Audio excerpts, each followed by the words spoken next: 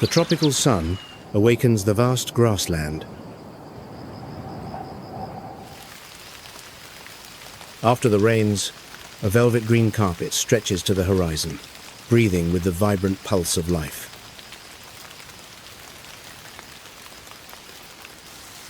Herds of herbivores graze peacefully, immersed in the abundance.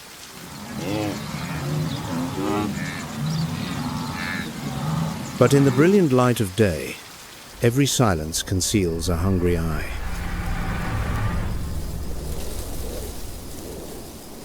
It illuminates every blade of grass, a reminder that death is always waiting for a moment of distraction.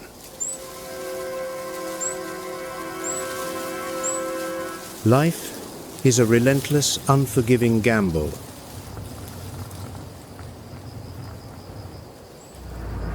The weak quickly become a memory.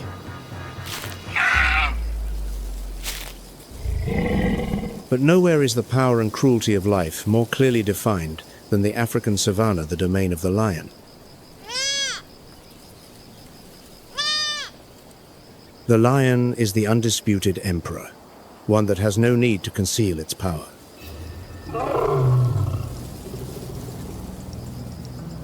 The rich, green grasslands now become the perfect camouflage, sheltering these apex predators.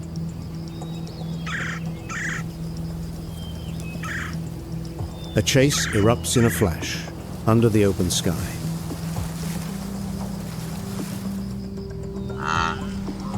The hungry pride of lions is not just a predator, it is a coordinated force, moving with the cold precision of seasoned warriors.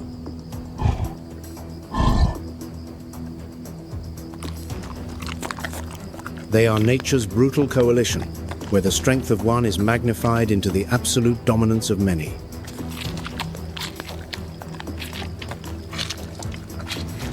The victim falls under overwhelming weight.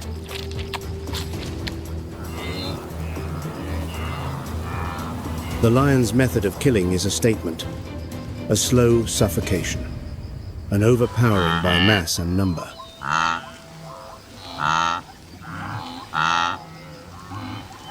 A gradual death unfolds in the glaring light, the opening act in the unforgiving laws of survival on our planet.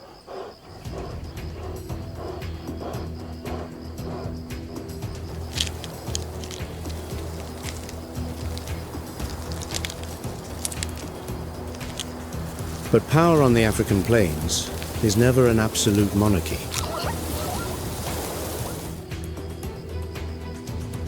Even the proudest kings must face fierce resistance from forces that will not submit.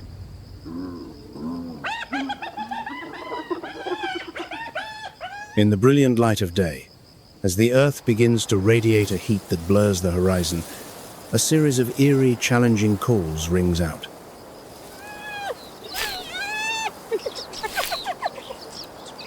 It is the rallying cry of the spotted hyena, the lion's ancient enemy and its most worthy rival for the throne.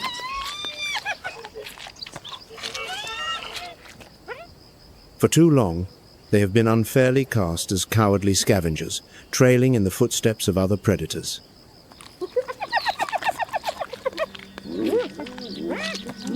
But the sun, which reveals all truths, exposes their true nature.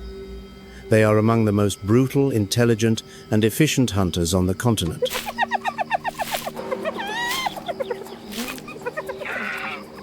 Their bodies are built for relentless, life-or-death pursuits, designed to exhaust their prey's last ounce of strength under a blistering sun.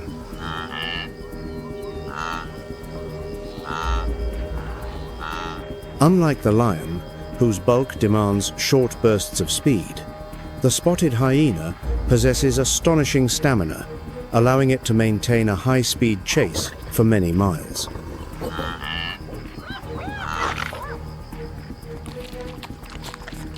And when they close in on their target, the punishment they deliver is inescapable.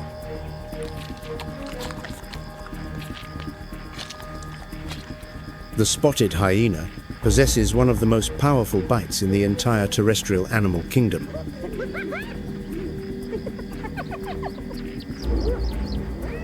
Their formidable jaws not only tear through the toughest hide, but can also effortlessly crush the largest, hardest bones.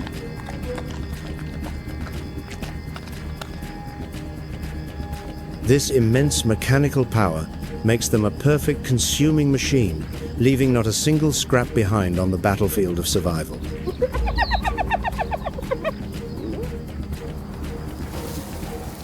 A large, cohesive clan of spotted hyenas will never hesitate to confront a pride of lions for control of a bloody feast.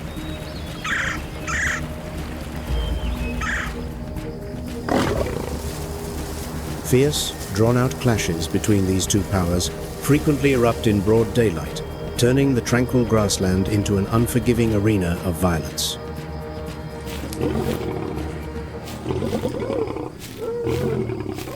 Here, there is no room for mercy or weakness.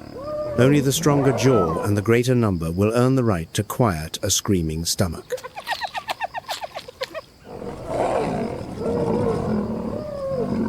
But life on the harsh savannah is not confined to the dusty earth.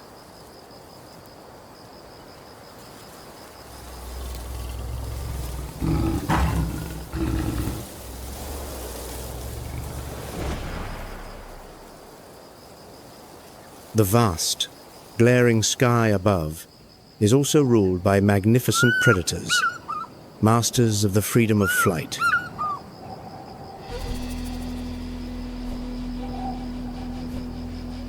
Soaring on the hot thermals rising from the ground, the African fish eagle stretches its great wings, an arrow tearing through the sky.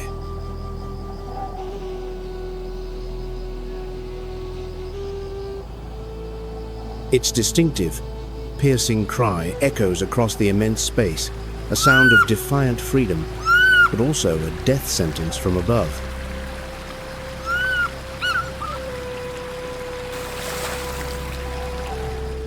With eyes so keen they can see through the sun's glittering reflection on the water, no movement can escape its flawless gaze.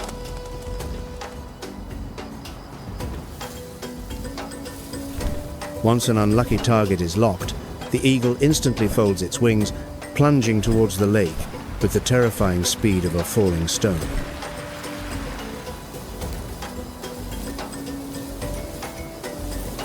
The still water erupts as its talons, sharp as steel hooks, pierce through tough scales.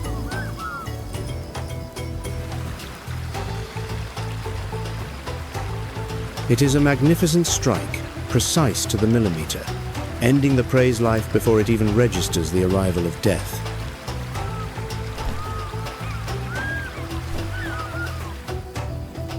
The eagle beats its powerful wings, carrying its prize into the deep blue sky, leaving behind only the silent, ever-widening ripples.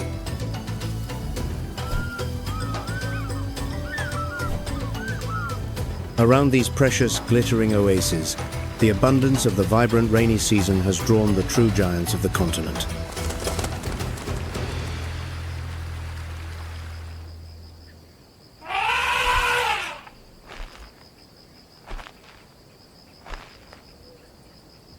Huge, hulking silhouettes appear on the distant horizon, their steps deliberate and slow, yet carrying an unmatched majesty.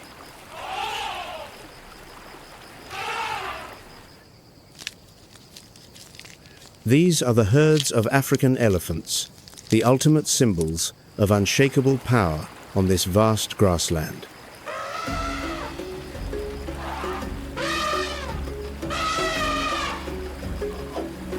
Under a sun so fierce it can bake the earth and overwhelm most creatures, the elephant herds march on patiently.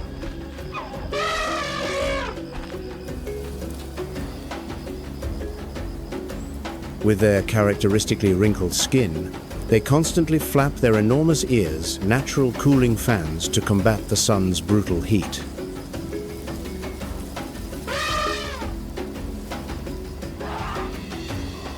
They are not merely survivors, they are the great architects of the landscape, using their immense physical strength to topple trees and forge new paths for life.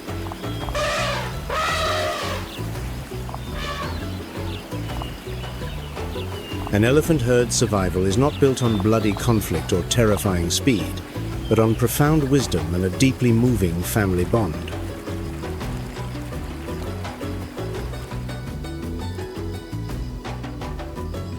Each herd is led by a resilient matriarch who carries a vast memory and decades of survival experience.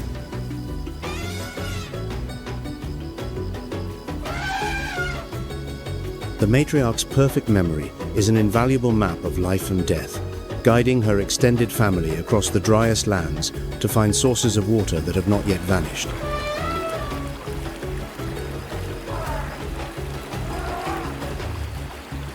Within that great family, every member protects the others with an absolute loyalty, a sacred bond rarely seen in the wild world.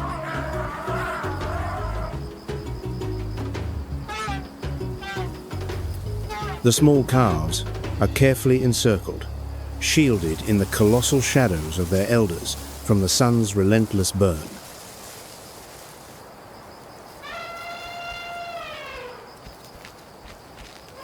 The true strength of the African elephant is the power of boundless unity, a quiet, unshakable authority that no predator would be foolish enough to challenge.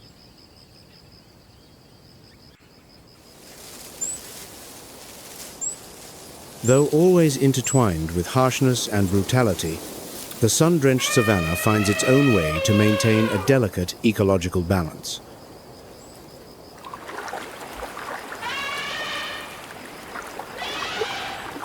From the proud kings of the grassland and the tenacious phantoms of the hyena clans to the gentle giants, every creature is an irreplaceable link in an endless cycle.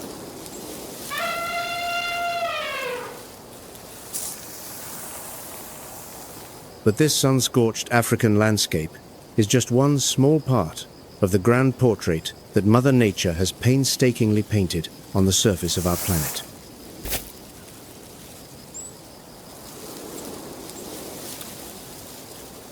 Our perspective now climbs high, leaving the rustling grasslands far below, soaring through immense, fluffy white clouds.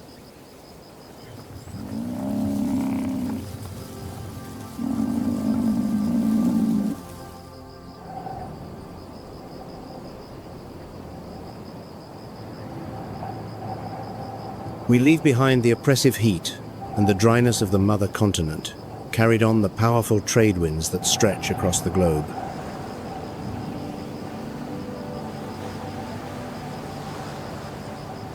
Below the clouds lies the vast, deep blue ocean, the great natural boundary that separates worlds of survival, each with entirely different characteristics.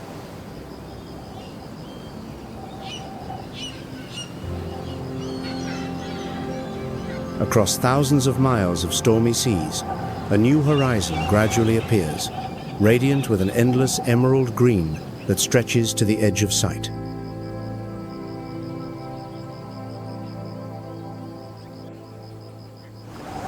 Gone are the open, sun-drenched spaces. The landscape below is now consumed by the density of billions of lives, intricately woven together.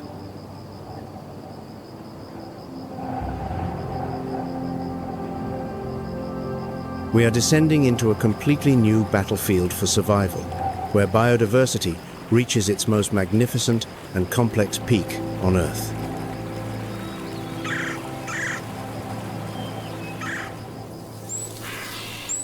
The Amazon, where life and death are intertwined, is a testament to the endurance of species over millions of years.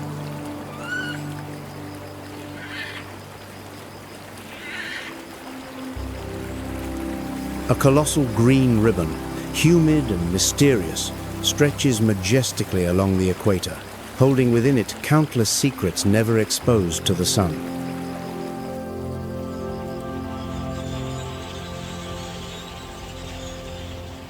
In this dense jungle, all the familiar laws of the grassland are completely shattered and overturned.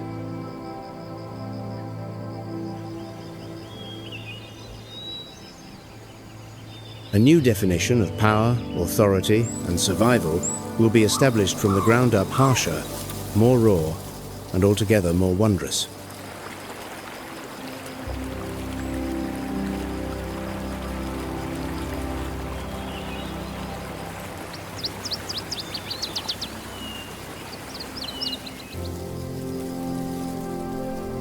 The Amazon rainforest, with its wild and majestic beauty, spans 9 South American countries, but its heart lies in Brazil, home to roughly 60% of the rainforest.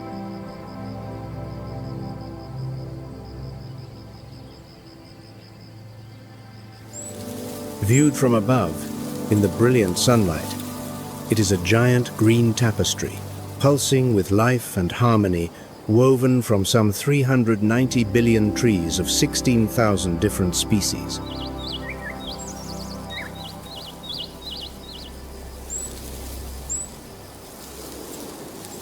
Unlike the open grasslands of Africa, where everything is exposed, this is a dense labyrinth of layered canopies, shielding the ground from the glaring sun.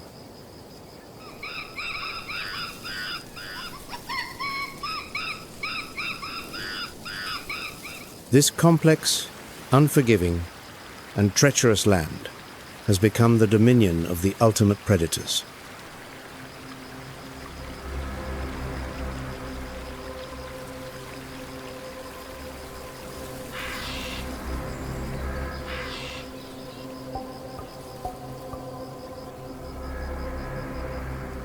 In the green labyrinth, illuminated by shafts of sunlight piercing the canopy, another king reigns in silence.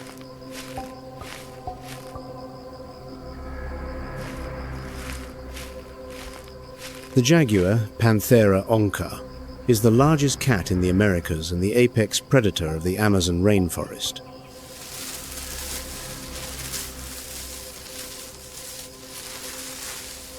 If the lion is the emperor of the open plains, ruling by the overwhelming power of the pride, the jaguar is a solitary phantom, commanding its world in absolute solitude.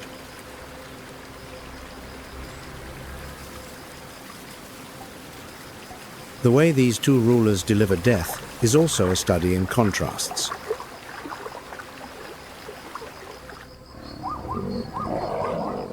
The lion kills by suffocation.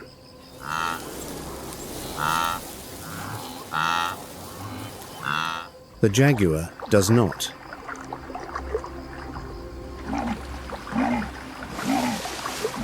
With the most powerful bite in the Americas, it has no interest in the throat.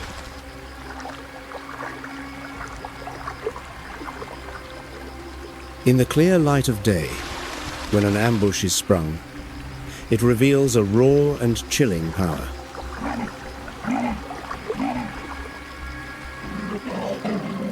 It bites through the skull, directly into the brain.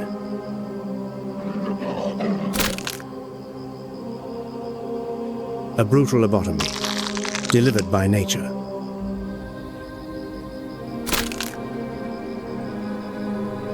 This terrifying hunting technique is not merely a display of strength.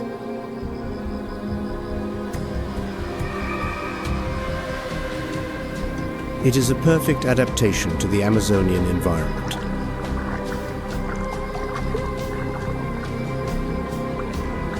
Much of the prey here, such as caimans or turtles, is protected by thick hide or hard shells.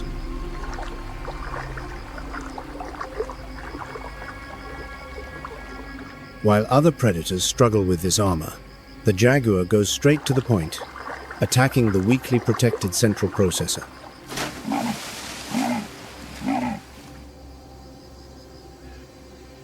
A brutal, yet ruthlessly efficient solution.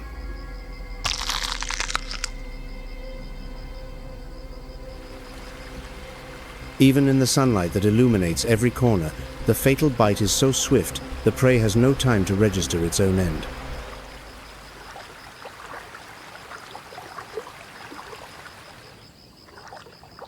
Leaving the blood-stained ruler to its meal on the forest floor, we look up to a completely different kingdom suspended in mid-air.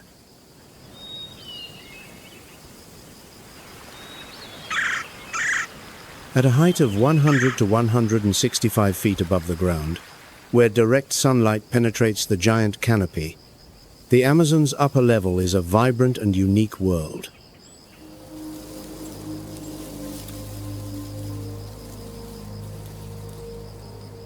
Here, the heat of the day does nothing to slow the hurried pulse of survival.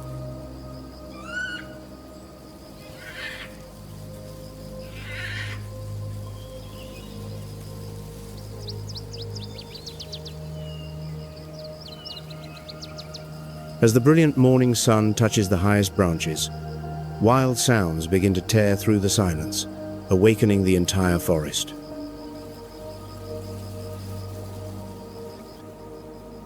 They are the calls of howler monkeys.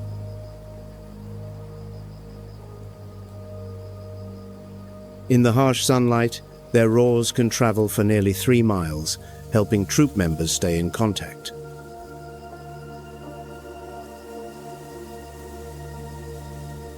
They use this incredible volume as an invisible weapon to display their strength and declare their territory to intruders in broad daylight.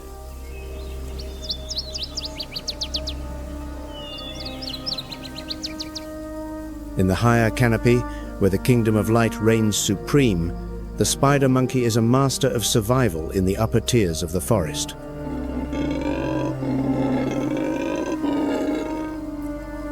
These monkeys almost never touch the ground.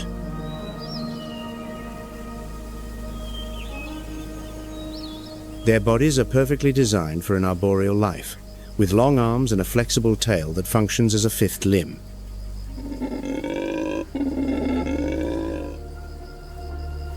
Their tail, which can be nearly 3 feet long, is strong enough to grip a branch and even support their entire body weight.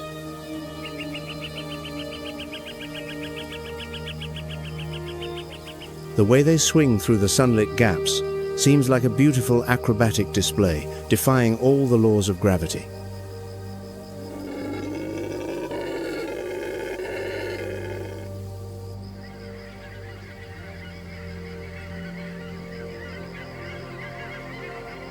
Amid the endless green of countless leaves, a flash of brilliant color streaks across the sun-filled sky.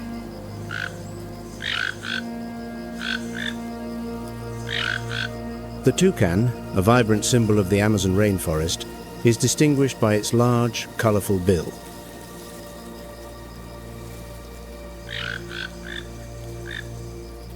In the scorching heat of the equatorial sun, this bill is not just a tool for feeding, but also a biological marvel.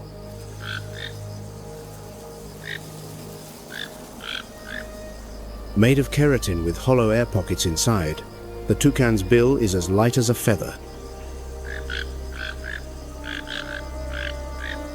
And most importantly, it functions as a natural radiator, helping to regulate body temperature in the hot, humid climate.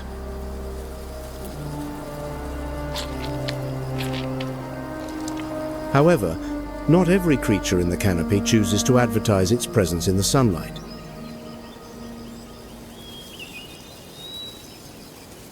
One of the most unique residents of the canopy is the sloth, a mammal that spends about 90% of its life hanging from tree branches.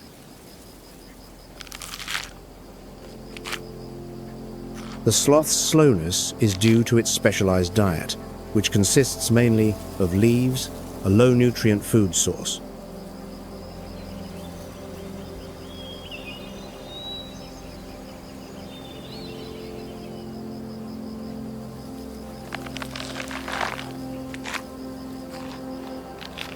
In the daylight that exposes all secrets, this slowness is in fact a masterful form of camouflage.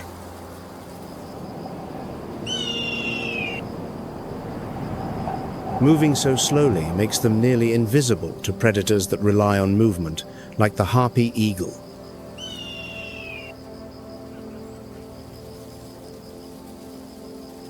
But this suspended, slow-motion life of camouflage holds a grim and dramatic secret.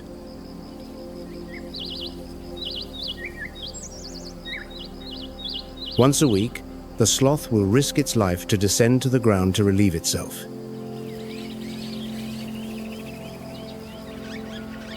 In the middle of the day, leaving the safety of the high canopy to defecate is, for the sloth, a game of death.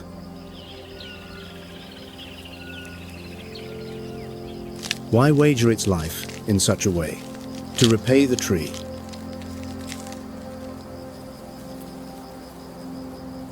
Its waste fertilizes the tree, and the tree, in turn, feeds it.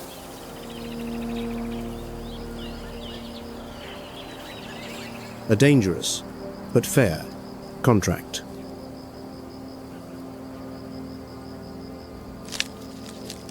This fleeting exchange of life for an ecological duty is the clearest proof of the jungle's unforgiving rules. And even when the sky is bright, death can still descend from above.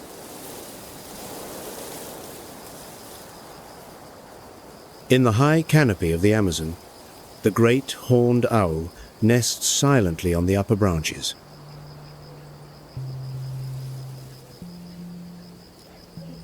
Deprived of the advantage of darkness, it has learned to survive and hunt in the bright sunlight that filters through the leaves.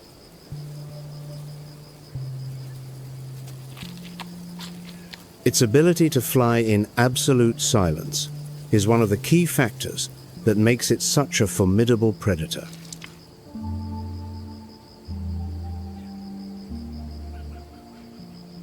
Its unique feather structure helps to break up the air and minimize noise during flight.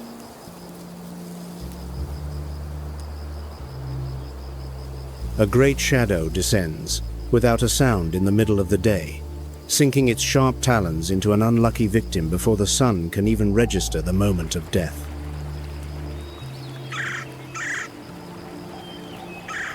The sunlit canopy of the Amazon reveals a complex aerial society where splendid beauty and silent death coexist.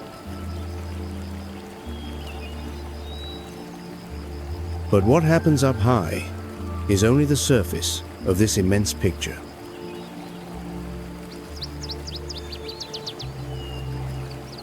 Below the kingdom of the canopy, hidden in the flow of the silvery rivers that reflect the sky, a completely different nightmare waits patiently in ambush.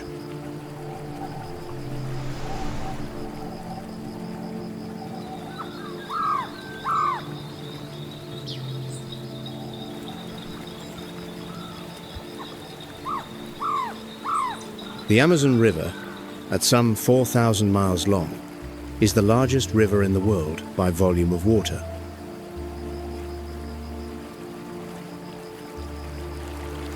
The river is like a winding silver ribbon, carrying water and nutrients that sustain every corner of the forest.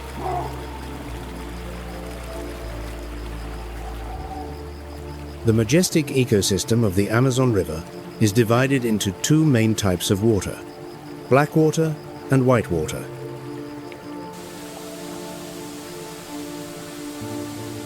White water, flowing from the Andes, carries nutrient-rich sediment, creating an ideal environment for fish and invertebrates.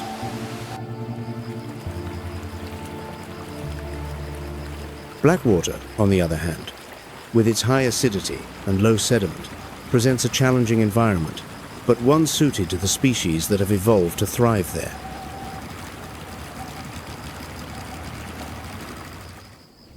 Despite these harsh conditions, the Amazon River is home to over 2,200 species of fish, accounting for about 15% of the world's freshwater fish species.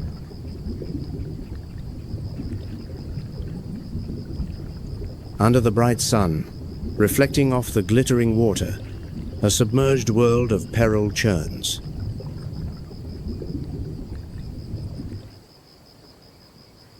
Beneath the surface, ancient nightmares lie in patient ambush.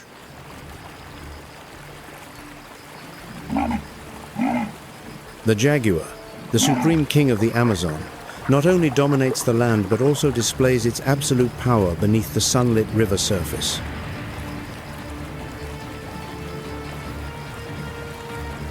Its ability to hunt in water is a testament to its special adaptation to the riverine and swamp environments.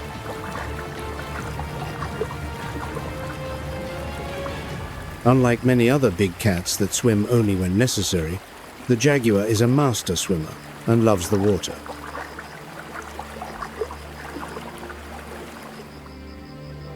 In the daylight that shines straight down to the clear riverbed, it silently patrols its aquatic kingdom.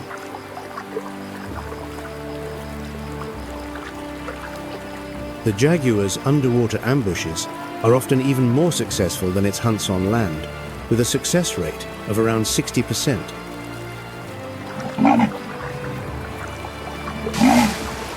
But the jaguar is not the only killing machine lurking beneath these shimmering ripples.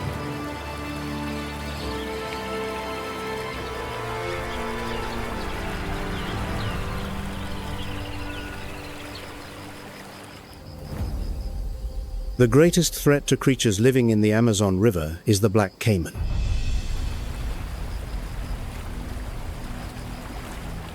This is the largest crocodilian in South America, capable of growing up to 20 feet long and weighing over 1,100 pounds.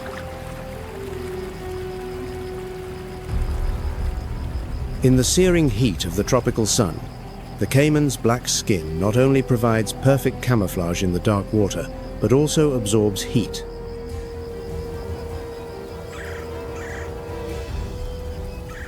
It floats languidly, like a harmless rotten log, so still that it deceives the senses of thirsty prey.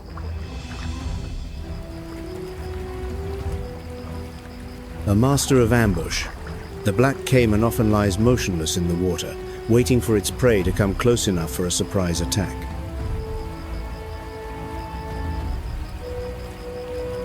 And when that fatal distance is breached, the calm surface of the water explodes.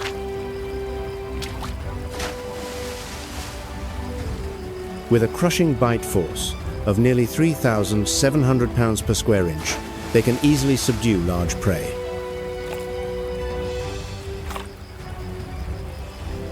Even the reign of the giant freshwater fish is constantly threatened in this fierce food web.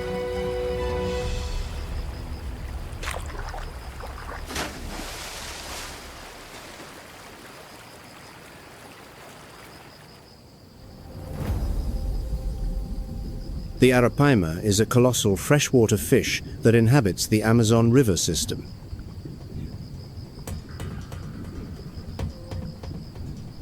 Reaching lengths of 10 feet and weighing over 440 pounds, it is one of the largest freshwater fish in the world.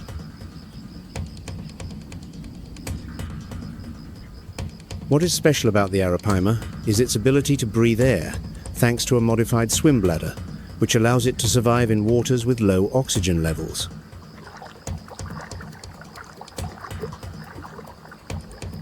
Occasionally, these giants surface to gulp air, sending glittering spray into the sunlight before diving deep once more.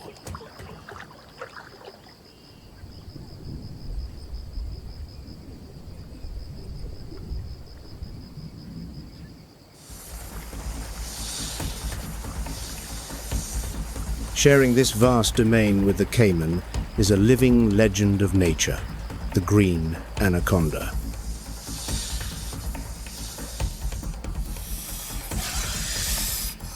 This is the world's heaviest snake, capable of reaching lengths of over 30 feet and weighing more than 440 pounds.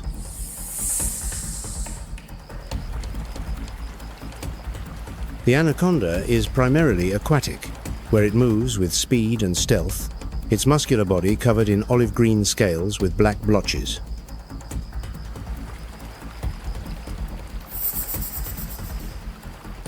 Evolution has produced a perfect design for a daylight hunter in hiding.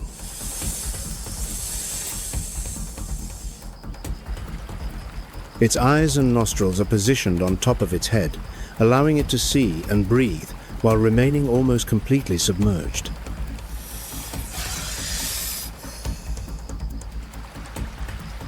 It locks onto its target, slowly gliding forward, without creating a single suspicious ripple in the revealing sunlight.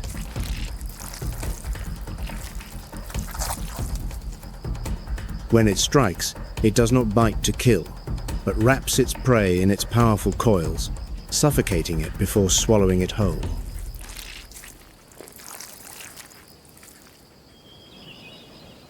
But the waters of the Amazon are not only home to solitary constrictors, they also nurture the most ferocious swarms.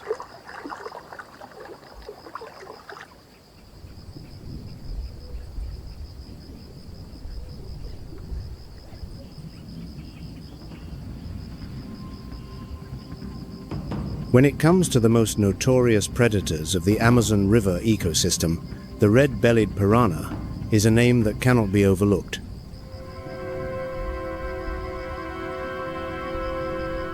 The piranha's teeth are incredibly sharp and serrated, with a bite powerful enough to tear flesh from prey in seconds.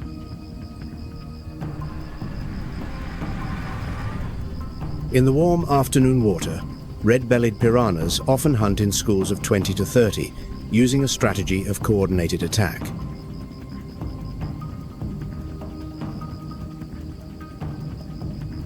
A red-blooded frenzy quickly envelops a trapped and unfortunate victim.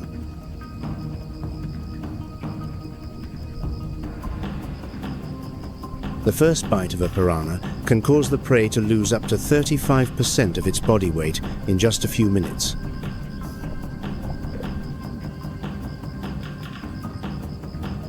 Yet, in a world of constant, raw violence, nature always finds room for moments of quiet poetry.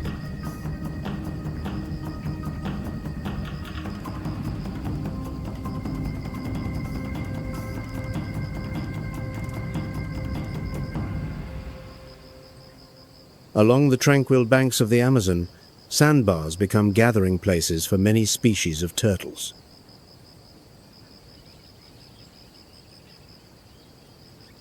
On the warm sand, turtles rest quietly in the sun. But on their shells, another unique phenomenon occurs.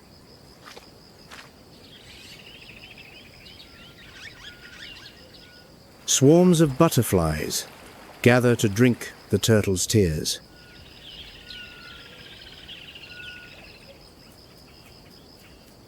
Hundreds of vibrant wings flutter in the bright sunlight, drawn to the turtle's tears as a precious source of salt and minerals, elements rare in their diet.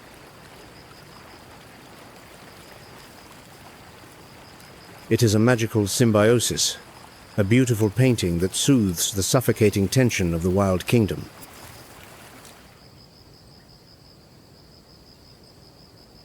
But such beauty is fragile and rarely lasts long.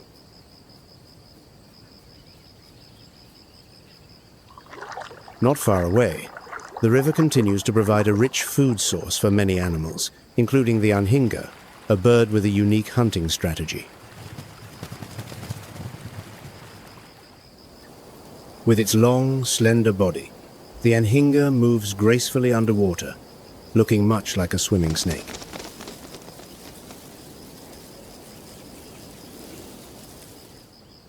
Unlike many other birds, the anhinga's feathers are not waterproof, which allows it to dive to depths of 20 feet. Through the bright shafts of light in the river, it pursues its prey with absolute precision.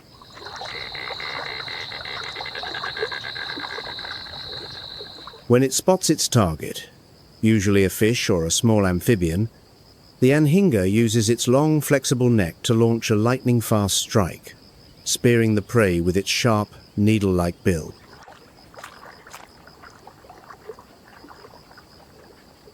A single thrust pierces the glittering, golden water, stealing another life from this teeming ecosystem.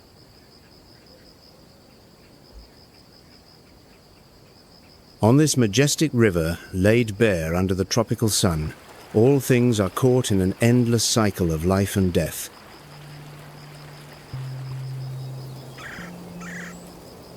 None can escape that harsh destiny, because life in the Amazon is, ultimately, always paid for with another death.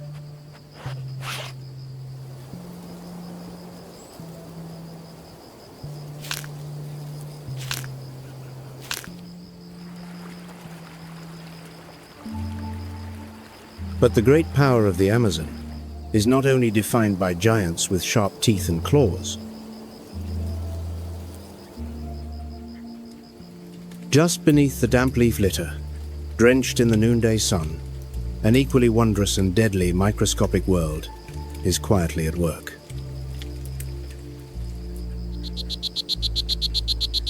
Standing out against the brown earth are the brilliant colors of the poison dart frog, a stark warning to any enemy. They expose themselves in broad daylight, confident in the deadly weapon housed in their tiny bodies, batrachotoxin, a poison capable of paralyzing the nervous system and causing death. This deadly beauty is not self-made, but borrowed from its diet of the forest's own toxic ants and mites.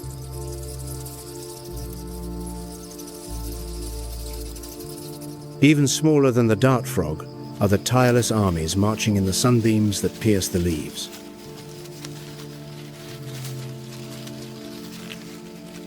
Each colony of leafcutter ants can number in the millions, operating with a complex division of labor to carry leaves back to cultivate the fungus that feeds the entire colony.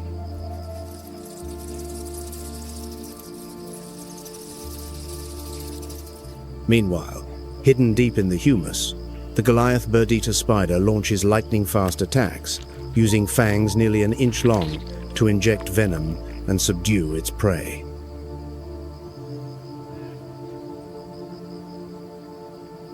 And in the rare places the sun cannot reach, deep in subterranean caves, vampire bats maintain a complex society of blood sharing based on altruism and astonishing memory.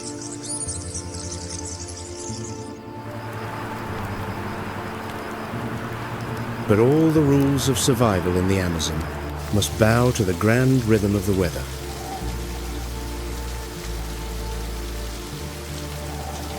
From December to May, the rainy season arrives, causing river levels to rise by as much as 15 feet, transforming the landscape into a vast, flooded labyrinth.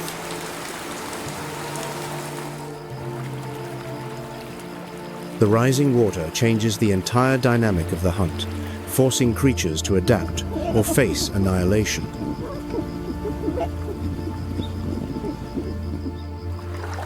Giant otters, the largest otter species in the world, use the collective strength of their family groups to herd fish into shallow waters, increasing their survival rate to 70%.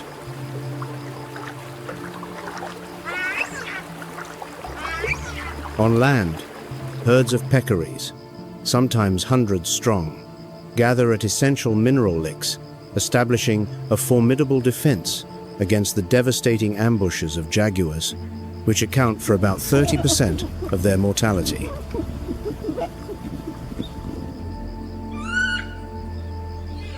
However, the millions of years of struggle for survival by the species of the Amazon now face a threat even more devastating than the laws of nature.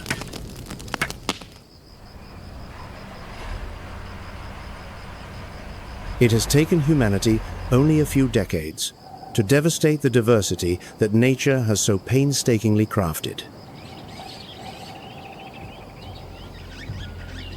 According to the World Meteorological Organization, by 2023, the Amazon had lost over 20% of its original expanse in the last 50 years.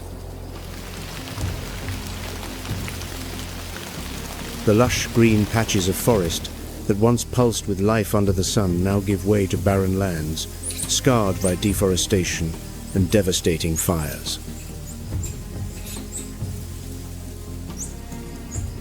Without urgent action, it is estimated that by 2050, 40% of the Amazon could vanish forever, triggering the collapse of one of the planet's most vital ecosystems.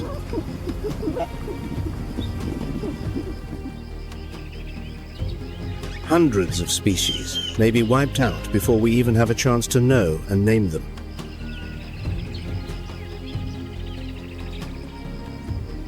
The green lung of the Earth is slowly running out of breath due to the uncontrolled actions of humankind.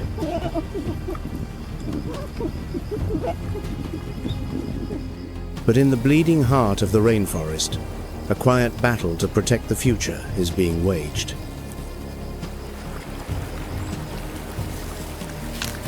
Territories managed by indigenous communities have become a steadfast shield, helping to preserve over 135 million acres of sacred forest.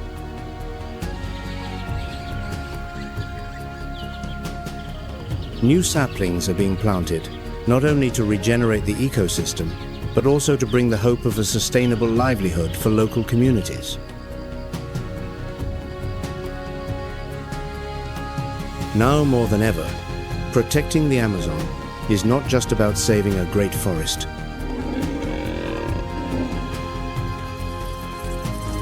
It is an inseparable part of the struggle to ensure the future survival of our own species.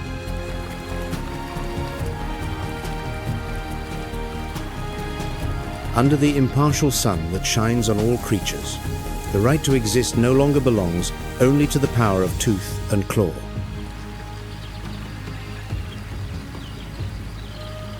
It now lies entirely in the hands of human consciousness and choice.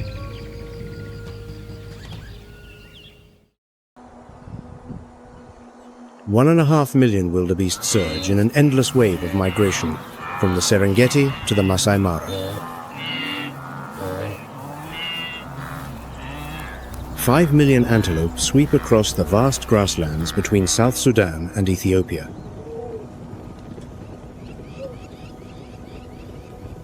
Tens of thousands of plain zebra make a round trip of nearly 600 miles, a great pilgrimage across the Savannah.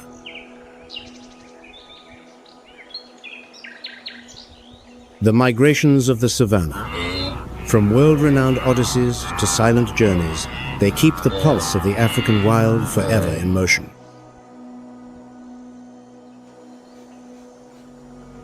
When the rainy season first touches the Savannah, the earth seems to awaken.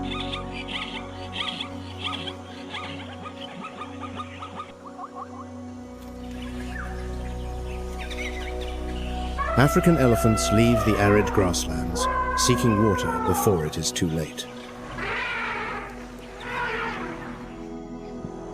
Zebra travel hundreds of miles, with lions stalking them at narrow passes. Spotted hyenas follow silently, watching for the blue wildebeest that fall behind in the great search for life. Thompson's gazelles follow in the footsteps of the pioneers, but always with an unease at the lightning speed of the cheetah. They cross savannas, woodlands, and wetlands. Every step keeps the rhythm of Africa alive and unbroken. Migration, a search for life that repeats with the seasons or over the course of a lifetime. For many species, it is instinct. For others, it is a flexible choice, shaped by physical condition, climate, or ecological pressure. But whether obligatory or optional, they all leave their current home to find a better place for breeding, feeding, or escaping harsh conditions.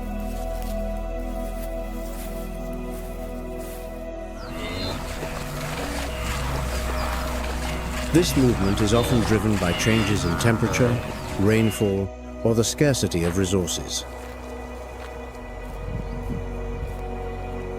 When the dry season arrives and the rivers run dry, when the young grass and fruits are gone, the animals must keep moving to survive.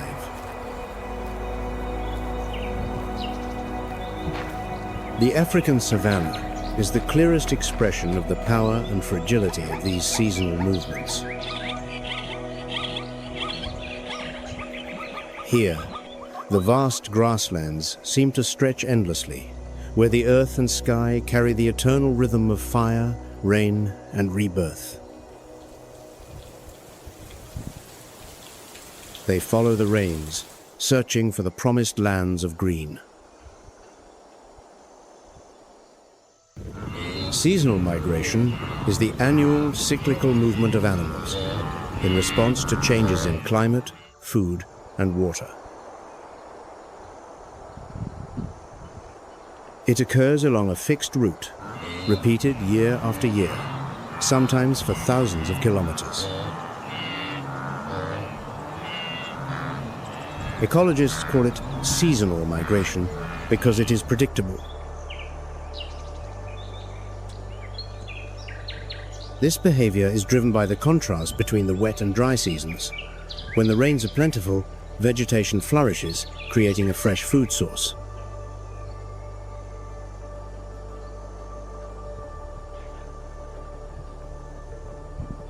When the rains subside and the grass withers, the animals retreat, returning to safer areas, sometimes the very places they left months before.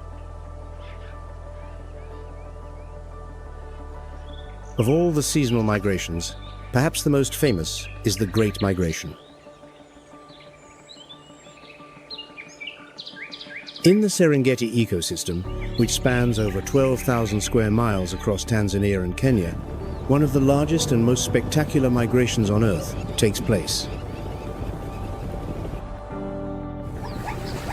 Millions of blue wildebeest move in a great arc, along with hundreds of thousands of Thompson's gazelles and zebras.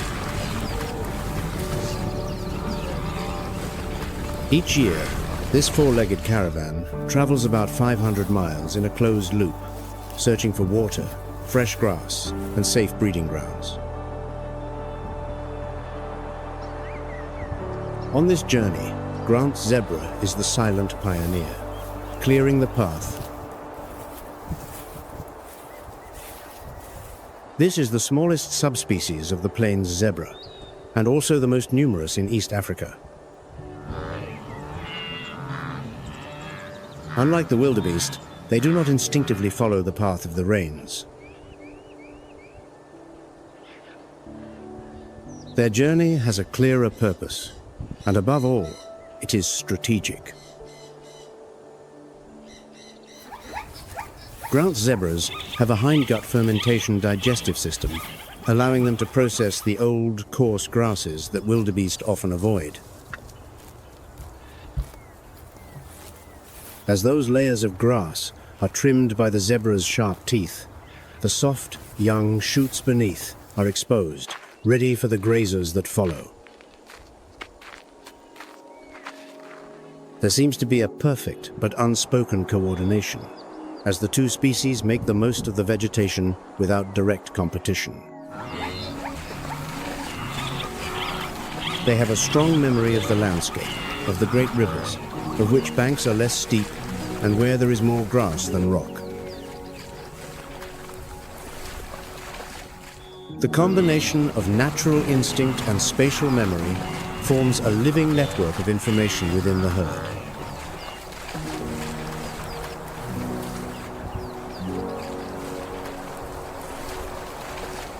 When crossing the Mara or Grumeti rivers, zebras are often the first to plunge into the water. They do not wait, nor do they hesitate for long. This behavior inadvertently becomes a signal for the other migrating species, keeping the migration from descending into chaos.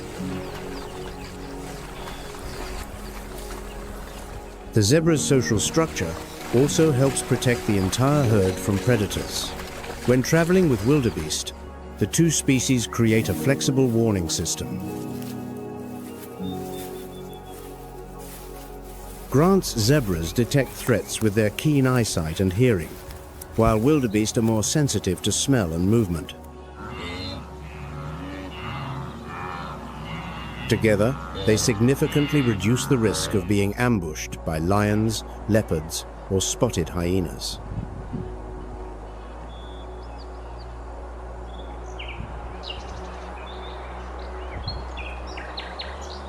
But the Great Migration is far from easy.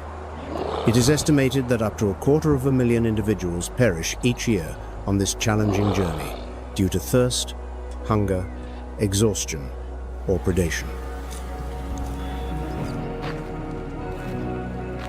For the blue wildebeest, the most numerous pilgrims, how do they maintain their numbers? They follow a very simple principle. There is strength in numbers when it comes to breeding.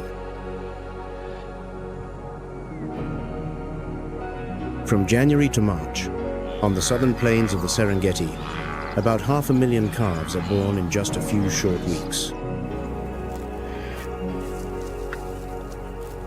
This synchronized birthing is an evolutionary strategy designed to overwhelm the predators. When so many young are born at once, the chances of survival for each individual increase. No matter how agile and cunning the predators are, they cannot possibly catch them all. Within minutes, its slender, trembling legs have lifted its small body upright, and within 15 minutes, it is able to run alongside its mother. If it does not quickly gain strength, even the largest herd cannot keep it safe. The predators waste no time in targeting the young. By April, the long rains drench the western Serengeti. Fresh grass grows in the western corridor while the southern plains begin to dry out. The wildebeest herds begin to move west, then gradually head north. By July, the migration reaches the Grumeti and Mara rivers, where the most arduous challenges await.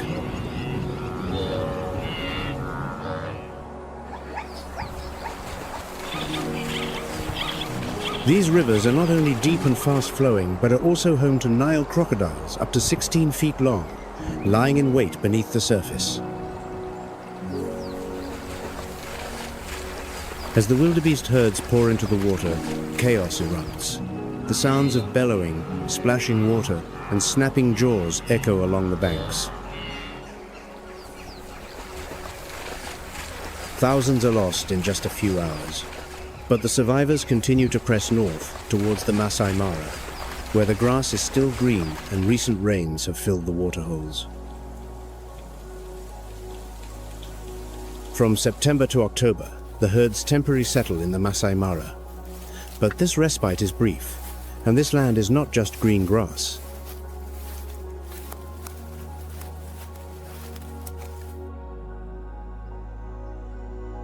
As the sun sets, another sound rises. The laugh of the spotted hyena. Contrary to misconception, they are remarkably efficient predators, with up to 95% of their diet in many areas coming from active hunts. With fearsome stamina and organized pack tactics, they are a formidable force.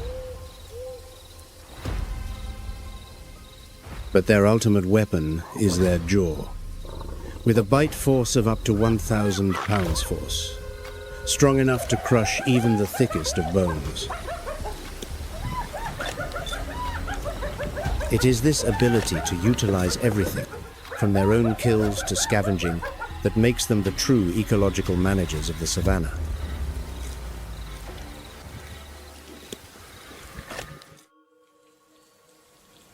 By November, the short rains return to the southern Serengeti.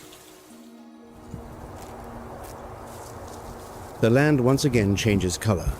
Fresh grass begins to sprout, and the wildebeest herds silently return. No command is given. No single individual leads the way. But somehow, the entire herd moves in consensus. Year after year, they return to the same familiar stopping points, following the old trails.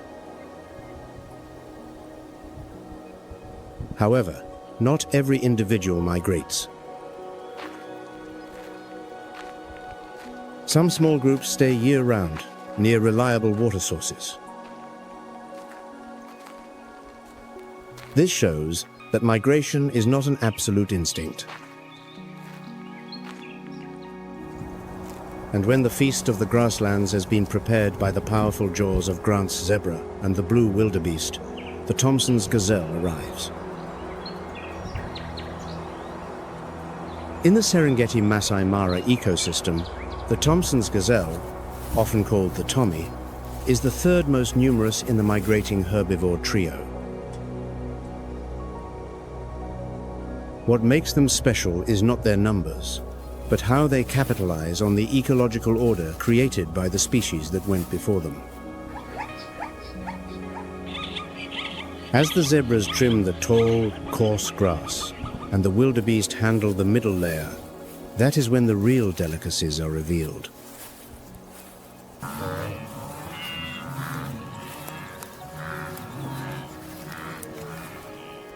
The soft young shoots, the green buds, and the tender leaves right at ground level.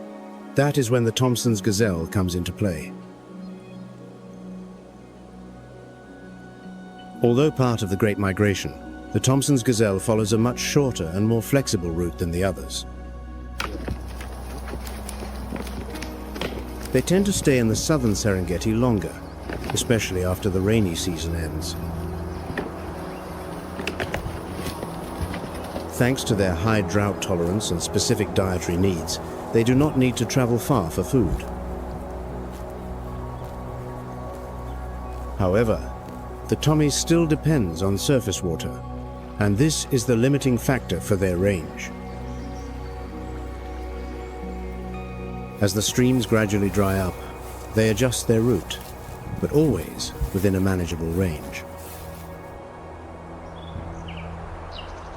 The stotting behavior, leaping high into the air on all four legs, is not just a sign of alertness, but also a warning signal to the herd. With a top speed of up to 43 miles per hour combined with zigzagging leaps to evade, they are not an easy target. But even that may not be enough to deter a cheetah.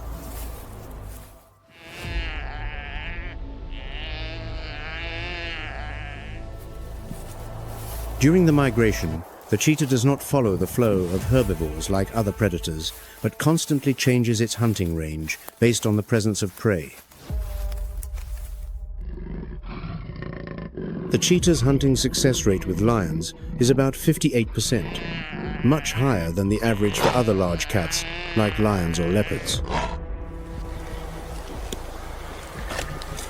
Under the fiery sky of the Masai Mara, herds of Thomson's gazelles are scattered across the plains. In the golden grass, a cheetah presses itself low to the ground. Its lean, supple body glides like a gust of wind. The black tear lines running from its eyes to its mouth help reduce the sun's glare, and its gaze is locked onto a young gazelle that has strayed from its mother. It moves upwind, using the low mounds to close the distance to just 130 feet. Its spine, coiled like a steel spring, uncoils in an instant. Its semi-retractable claws dig into the earth, and its body launches to 60 miles per hour in just 3 seconds. Its long tail whips like a rudder as the gazelle twists and turns. Within a few feet, the cheetah swings a foreleg into its prey's flank. The gazelle stumbles, then tumbles in a cloud of dust. The chase lasts less than a minute, but every second is a culmination of speed, precision, and evolutionary refinement. Unable to defend its prey against larger predators, the cheetah eats very quickly. It has only about 10 to 15 minutes to tear at the flesh before a spotted hyena or a lion discovers and steals its meal. It chooses to abandon its prey and retreat, not out of weakness, but as a survival strategy to conserve energy and live to hunt another day. The Great Migration is famous for its massive migrating herds and equally fierce predator-prey confrontations.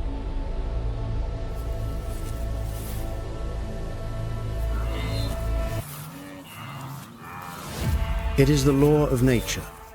The strong continue the journey and the weak are left behind.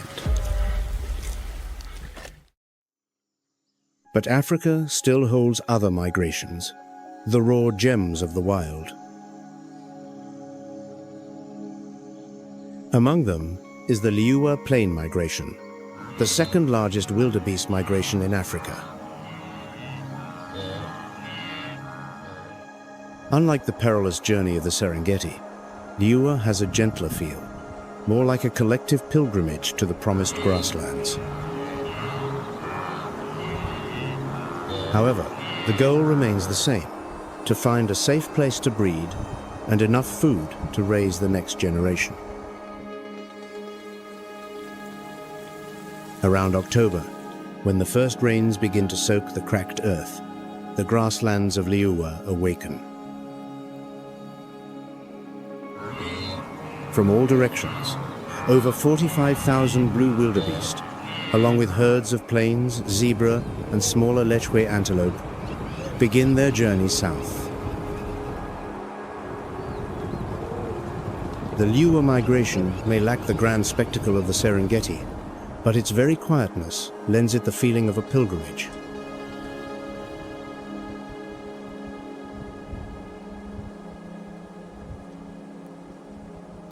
Speaking of intelligence, spatial memory, and life experience, perhaps no animal can compare to the mighty African bush elephant.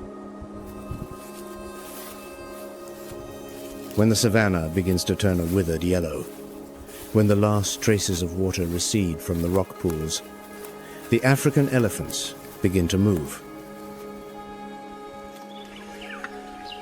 In the savanna ecosystem, they are one of the few creatures that can redesign their survival route each year, not through genetic programming, but through memory, experience, and social transmission. Each herd is led by a matriarch, the oldest and most experienced female, often over 40 years old. She remembers every hidden water hole, every thicket that will fruit after the first rains, and the exact time to set off. Her herd can travel 30 to 50 miles in a single night to reach water, even when there are no signs on the surface. The young elephants learn these routes by following the matriarch, like a practical survival course. In the Gourma region of Mali, elephants living between the savanna and the semi-desert Sahel have been recorded making a circular migration covering an area of up to 12,000 square miles. Their annual journey is about 300 to 370 miles long, one of the longest land migrations ever recorded for elephants. Here, water is scarce, vegetation is sparse, the climate is harsh, and temperatures can exceed 120 degrees Fahrenheit. Survival is not a matter of random wandering. Along the way, their heavy footsteps clear a path through the bush, creating corridors for zebra, antelope, and hundreds of other species.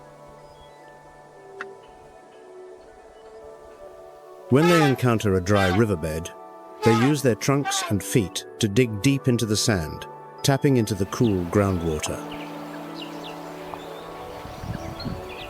These small wells quickly become gathering points for monkeys, birds, and even predators.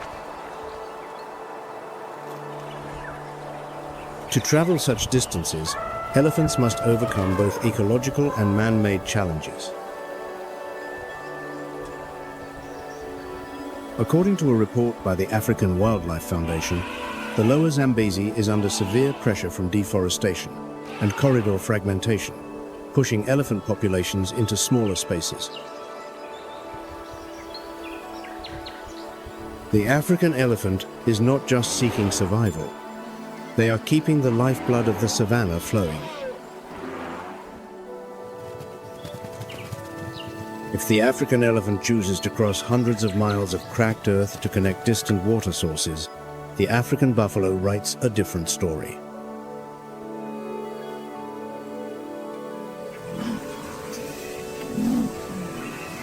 Their journey consists of short, deliberate movements, each shaped by a survival strategy honed over thousands of wet and dry seasons.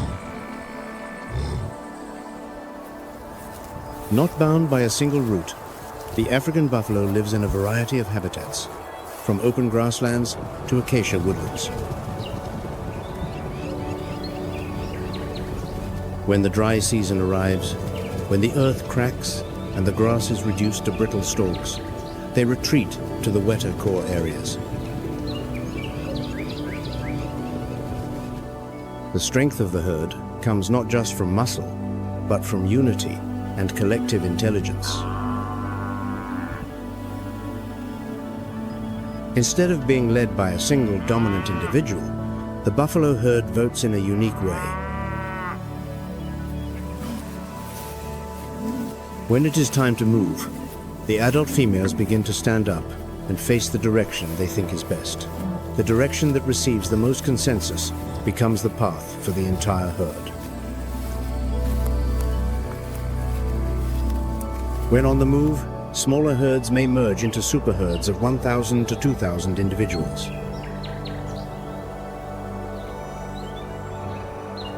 Such a massive gathering is a natural defense strategy. The buffalo herd with thousands of eyes, thousands of curved horns, is an almost impenetrable wall. However, not all African buffalo herds migrate. In landscapes with year-round water and rapidly regenerating grass, a portion will stay put.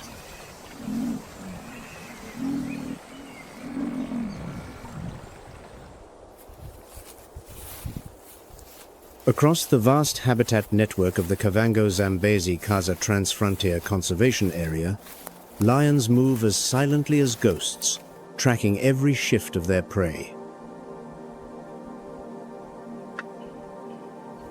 When the rainy season disperses the African buffalo, a lion's home range can expand to over 270 square miles. However, in the dry season, their range can shrink to just 40 to 115 square miles, concentrating around waterholes and floodplains where prey gathers. The presence of prey determines up to 75.9% of the space lions use, followed by proximity to water sources. The midday sun beats down on the golden grasslands. The ground trembles under the heavy tread of the buffalo herd. From a distance, figures press themselves to the ground, weaving through the acacia bushes. They are the lionesses, the primary hunters of the pride. They do not attack head-on, but split into multiple directions, moving upwind. Two on the left flank deliberately reveal themselves, herding the buffalo closer to the ambush point. A surprise pounce shatters the silence. One lioness lunges forward, her jaws clamping onto the throat. Another clamps down on the muzzle to cut off the air supply. The buffalo gradually succumbs to the combined weight of multiple attackers.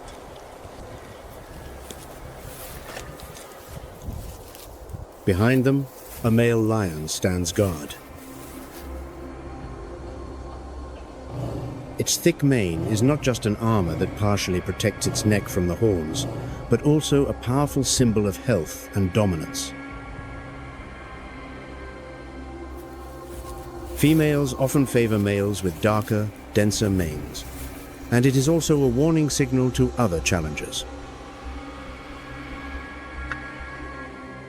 Male lions rarely lead the hunt, but they are crucial for the pride's survival. They are a living deterrent, the protection in battle. They also possess a unique tool, the roar. Low and powerful, a lion's roar can carry for up to 5 miles, marking territory and maintaining contact. Lions do not strictly follow the migrations, but they always track the movement of their prey between habitats.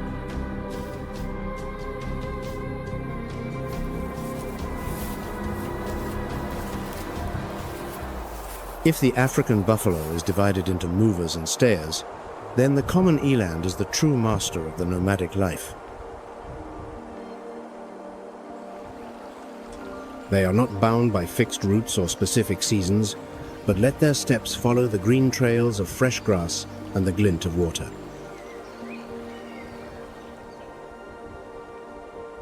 The common eland is the largest antelope, with a shoulder height of nearly 6 feet and a weight that can reach nearly a ton.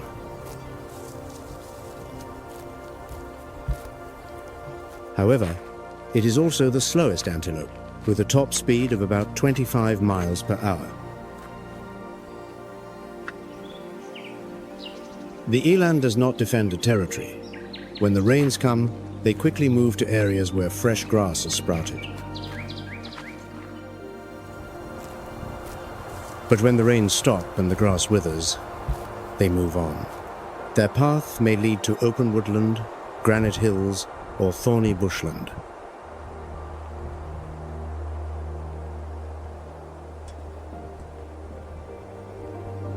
Like the common eland, the marabou stork never stays still.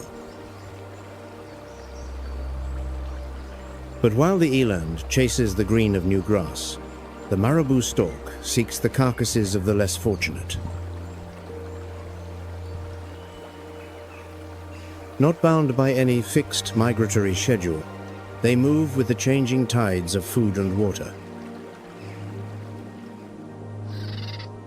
The marabou stork has the look of an undertaker. Its dark, slate-grey plumage drapes over its shoulders like a faded cloak, a bald head, and a bare neck mottled with purple veins. When the water in the floodplains begins to recede, fish, frogs, and insects surface in the mud, creating an ideal feeding ground. But when the land becomes more arid, the marabou stork will fly hundreds of miles. Their destination could be newly formed inland lakes or places with mass die-offs after disease outbreaks. However, what makes the marabou stork a unique link in the ecological web is that it is not entirely tied to the wild. When the floodplains dry up, or the carcasses decompose too quickly in the heat, the marabou stork may switch to living beside city dumps.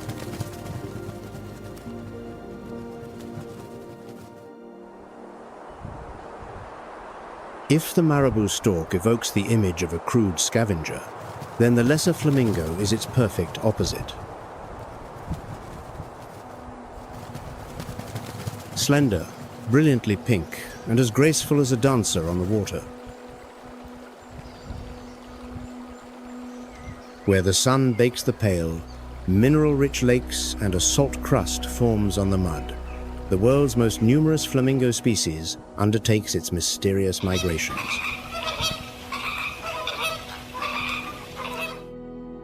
They pursue a single goal, the bloom of the cyanobacterium spirulina, the almost exclusive food source that sustains the entire flock. With an estimated population of 2.2 to 3.2 million adult individuals, the lesser flamingo is concentrated mainly in East Africa and Southern Africa. They choose soda lakes with extremely high alkalinity, often with a pH of 9.5 to 11.0, an environment almost uninhabitable for most animals, but a biological paradise for spirulina. When the spirulina levels in a lake begin to decline, the flamingo flock departs almost in unison for another, more promising lake.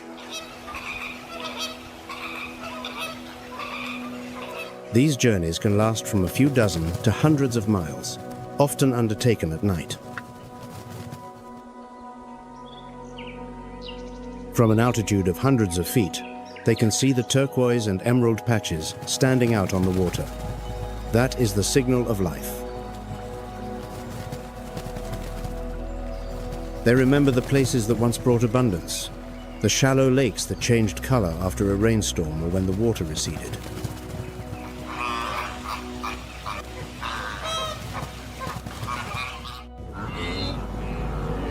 Not all migrations in Africa echo with the hooves of millions, or are followed by enormous clouds of dust.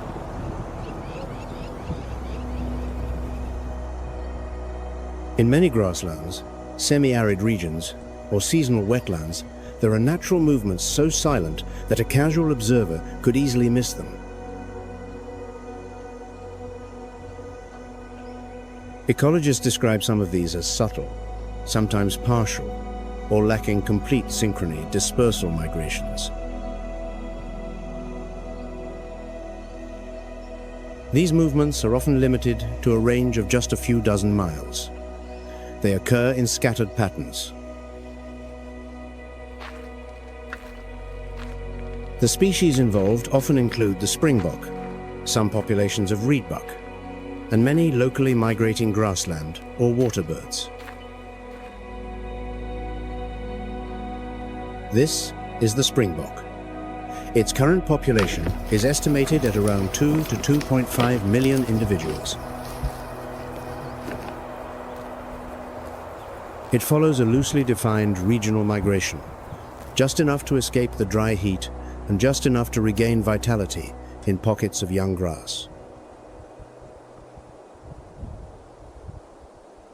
In an environment of constantly changing temperature and humidity, it does not migrate on a fixed schedule, but changes its location according to an irregular ecological rhythm. A single unseasonal rain is enough to change its direction.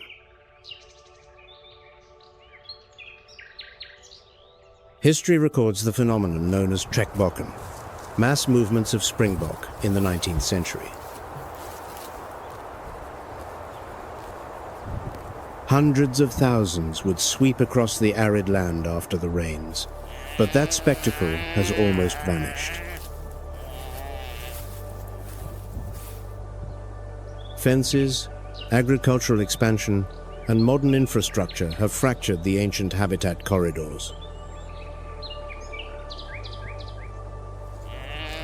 The large herds have broken up into smaller populations, and the medium-scale migrations of today have become short-range shifts.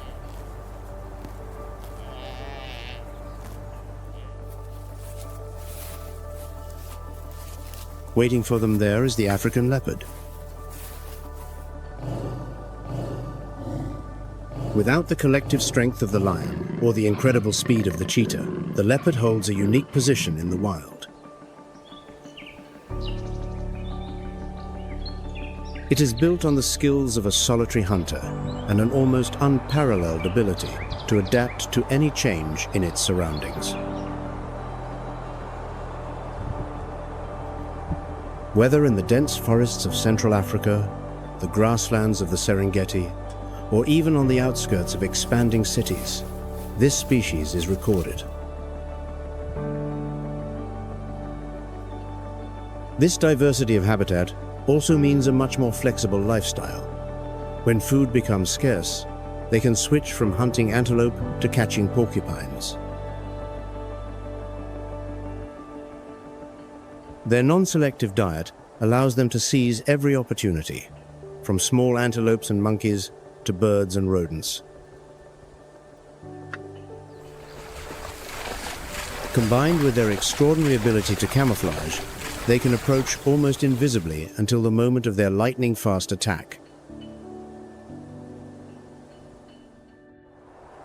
Scientific records show they can drag prey more than twice their body weight up a tree over 16 feet high.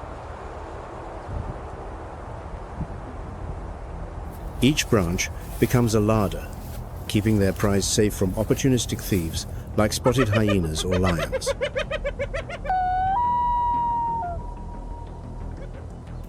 Their behavior is not just instinct, but a survival strategy refined over millions of years of evolution. This time, the target is a reedbuck. Unlike the springbok hunt, there is nothing standing between the leopard and its prey. The seasoned predator simply waits in silence. Creeping forward without a sound, it circles a bush. When the distance closes to about 6 feet, it lunges, a single bite to the neck.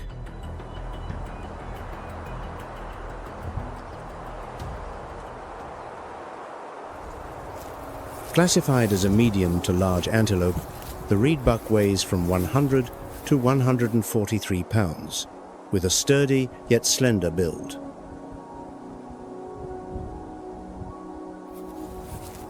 It is typically found in moist savannas, riverine grasslands, marsh edges, or seasonal floodplains.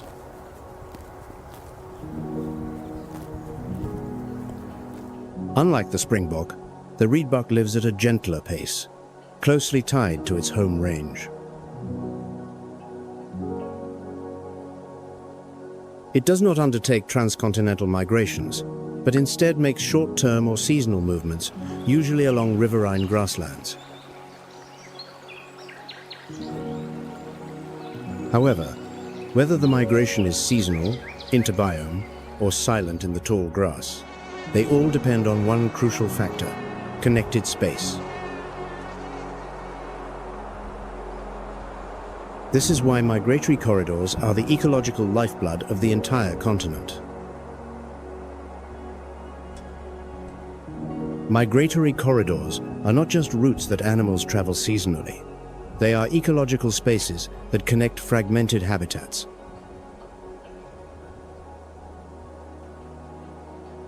They help maintain genetic integrity, ecological balance, and population stability, and, most importantly, increase resilience to climate change.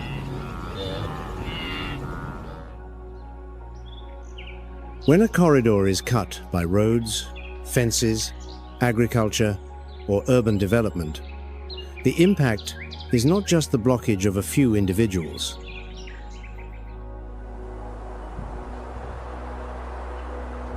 It means population fragmentation, loss of genetic diversity, lower reproductive rates, and in many cases, local decline. The Kavango-Zambezi Transfrontier Conservation Area, CAZA, which spans the intersection of Angola, Namibia, Botswana, Zambia, and Zimbabwe, is the largest transboundary wildlife corridor in Africa. Beneath a seemingly endless horizon, a secret world operates on its own ancient terms.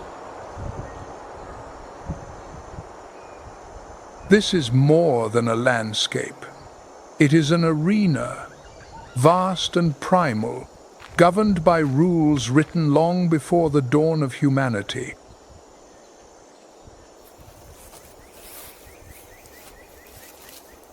Here, peace is a fragile luxury. Survival is the only currency, and there is no margin for error.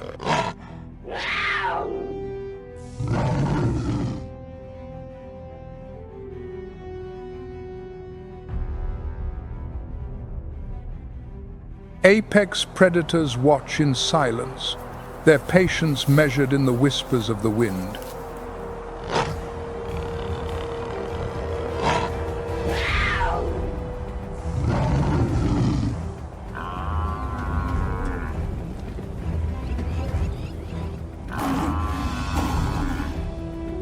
Conversely, the great herds are in constant motion, a relentless pilgrimage in search of life.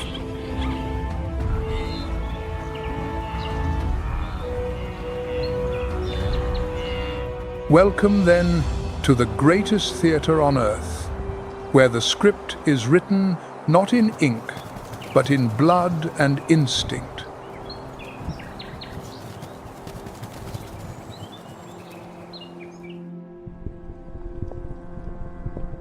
Millions of years ago, Africa underwent a profound transformation.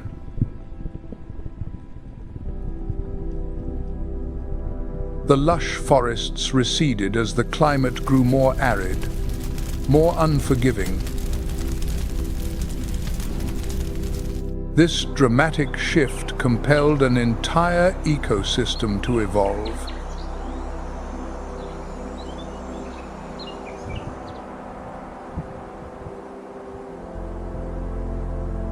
Green gave way to gold, forging the vast savanna we know today.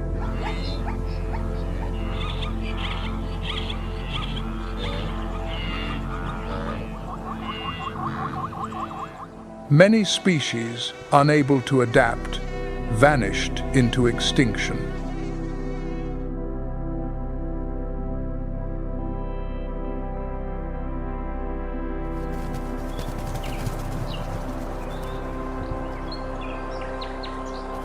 But the survivors mastered the open spaces, where speed, power, and cooperation became the keys to existence.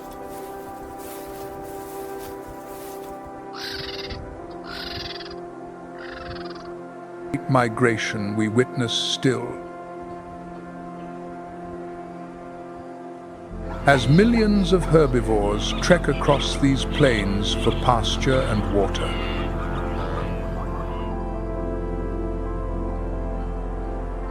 The evolution of its apex predators is another remarkable chapter in this story, shaping the land's delicate equilibrium.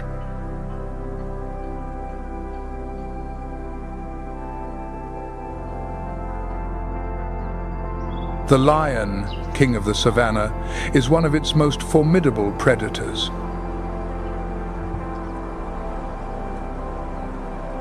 Unlike many other great cats, they are social creatures, living in prides.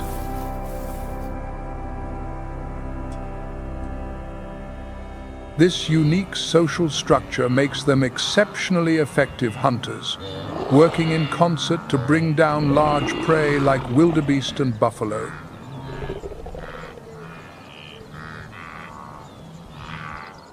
The lionesses are more than hunters. They are masters of military tactics. A flawless ambush, a breathtaking display of precision and discipline. While thousands of wildebeest trust in the safety of numbers, the queens of the grassland have already locked onto their target.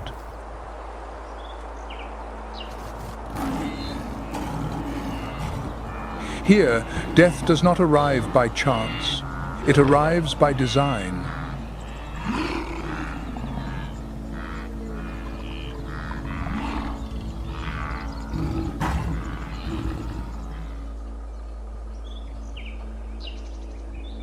The male lion, meanwhile, leads a life of constant vigilance. His incredible strength is dedicated to a single purpose, to shield the pride from rivals, securing the territory and its young.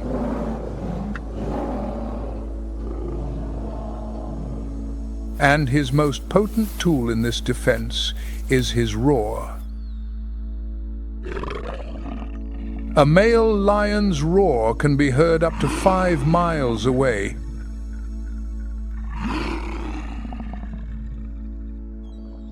In the Serengeti, lions take thousands of wildebeest and zebra each year, playing a vital role in regulating herbivore populations and maintaining the health of the ecosystem.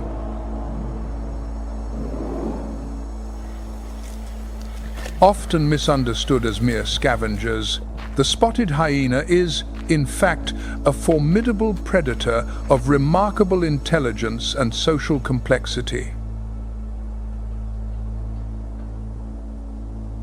Hyena society is ruled by females, a complex and rare matriarchy in the mammalian world.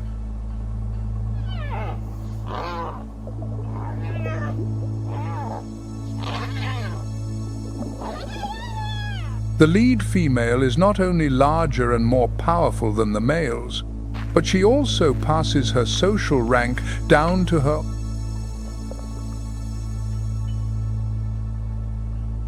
Their characteristic laugh is no expression of joy.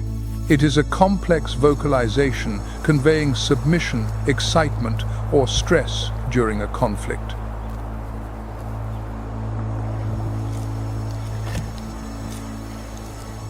If lions are royalty, then spotted hyenas are the shrewd masters of the underworld. Forget the caricatures you may have seen. These are hunters whose success rate can exceed that of lions. Hunting as a clan, hyenas use coordinated strategies to isolate weaker individuals.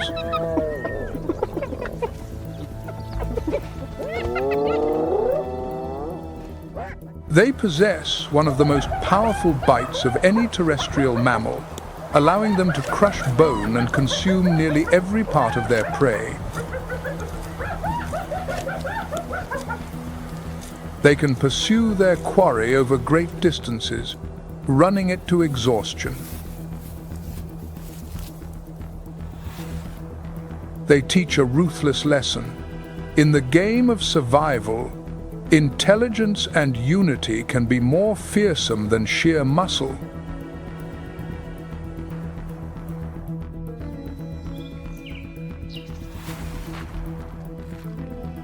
And by cleaning the plains of carrion left by other predators,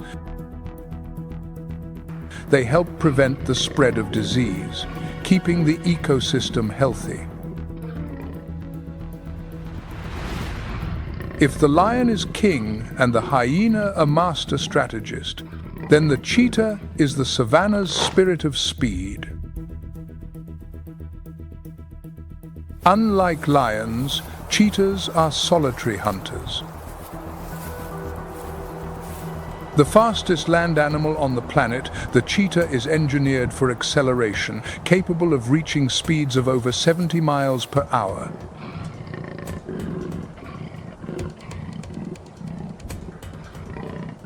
They rely on exceptional eyesight to spot prey from afar before launching a high-speed chase.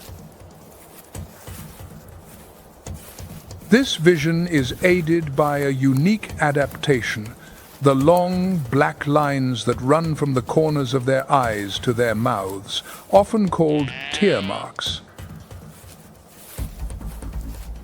Its ability to accelerate from 0 to 60 miles per hour in just a few seconds is a marvel of biological engineering.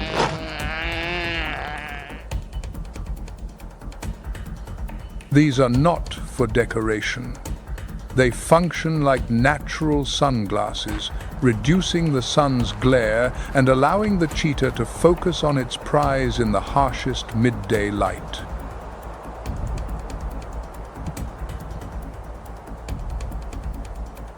But nature is a great leveler. The cheetah can only maintain this explosive pace for a short time before its body overheats.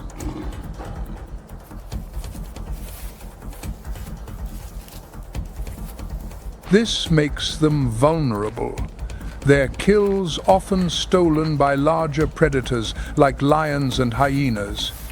Every hunt is therefore a calculated risk. The cheetah is a poignant reminder that to be the best at one thing can be a critical weakness against those who are masters of all trades.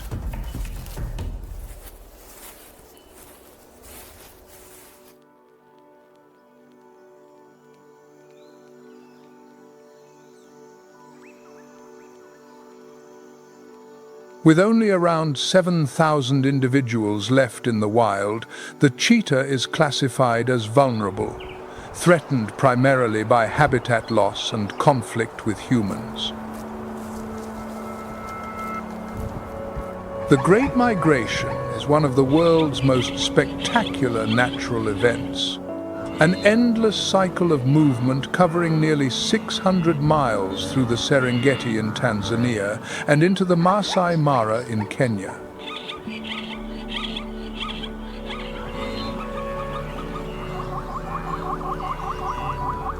Each year, some 1.5 million wildebeest, accompanied by hundreds of thousands of zebra,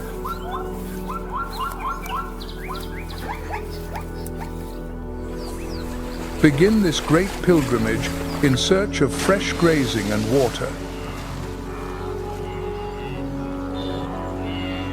This alliance between wildebeest and zebra is no accident. They are perfect partners.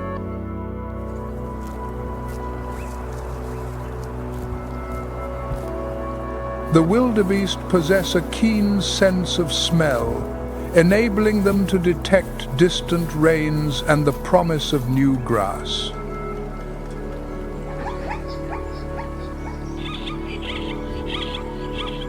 The zebra, in turn, have a remarkable memory for migration routes and safe watering holes.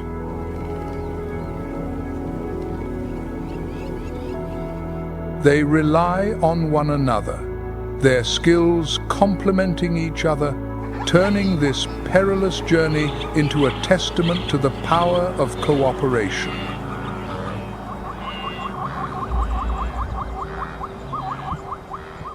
This migration, driven by the rhythm of the wet and dry seasons, is the ultimate expression of nature's great cycles, an eternal dance between life and death. And yet they must go on. To stand still is to perish.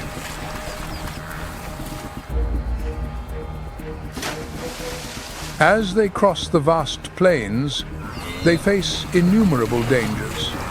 Rivers, like the Mara, become lethal obstacles teeming with waiting crocodiles.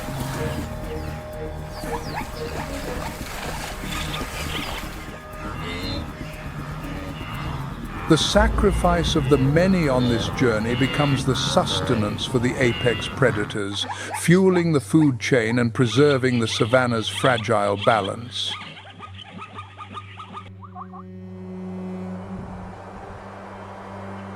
As they move in their multitudes, they trim the overgrown grasses, making way for new shoots to emerge and creating a fresh, nutritious landscape for all.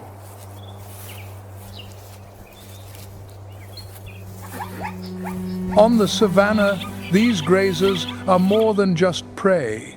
They are the gardeners of this great landscape.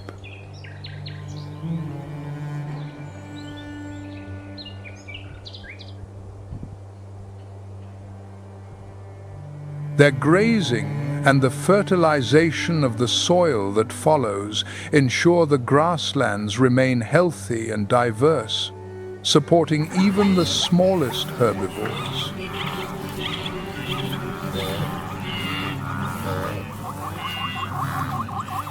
Yet this magnificent landscape and its inhabitants now face grave threats, placing their very existence in jeopardy.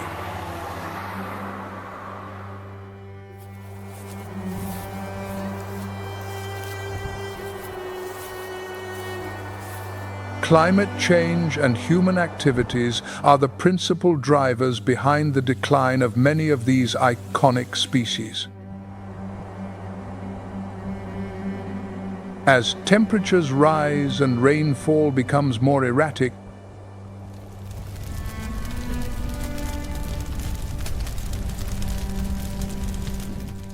survival for many has become a daily struggle.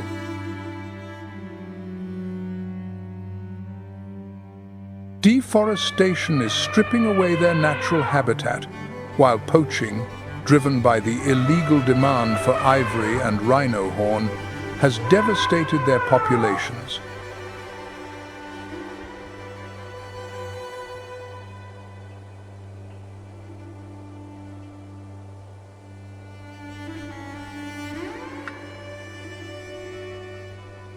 Each year, an estimated 20,000 elephants are killed for their tusks. This tragedy is not only a profound loss in itself, but a threat to the entire ecological balance.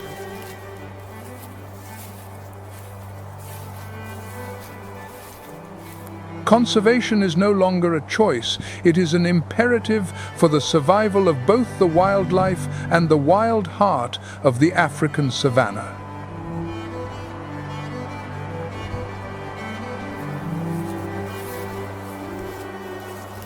Protecting these apex predators is not just about preserving a magnificent spectacle. It is about maintaining the biological processes that keep the entire ecosystem in balance.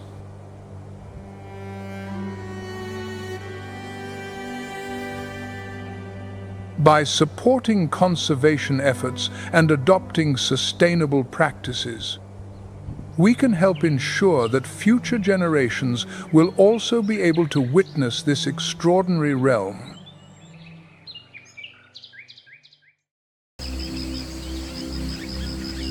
On the African plains, the sun burns with a fierce intensity.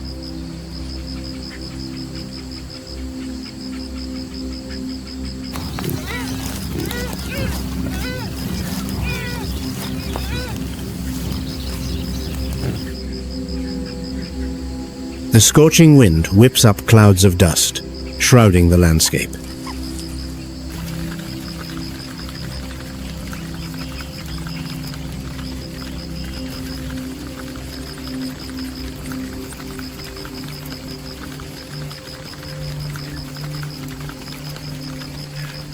Every creature here exists in an exquisitely delicate balance.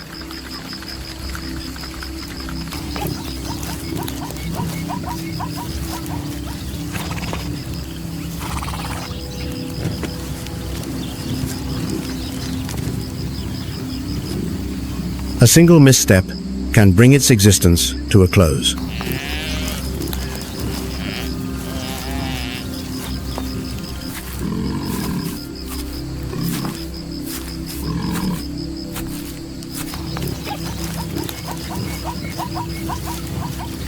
Even the slightest decision can determine survival.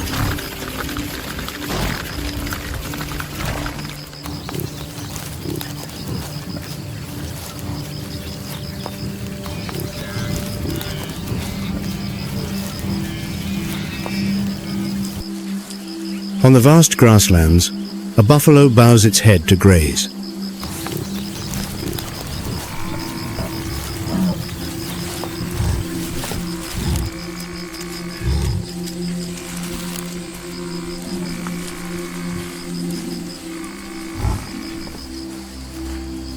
Its massive frame and sharp horns are a formidable defense, yet its focus on feeding creates a vulnerability.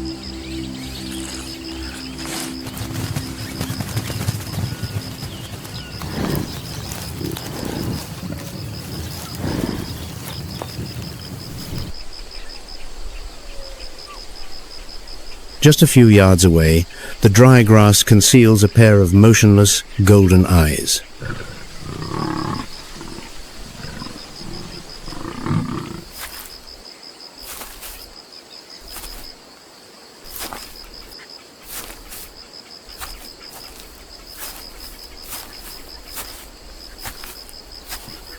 A pride of lions has been watching the buffalo for hours.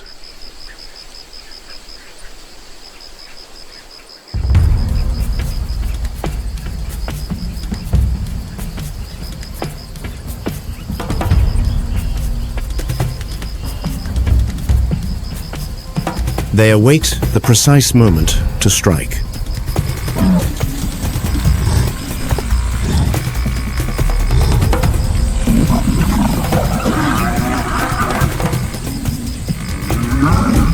On these plains, success depends not on sudden force, but on patience and precision.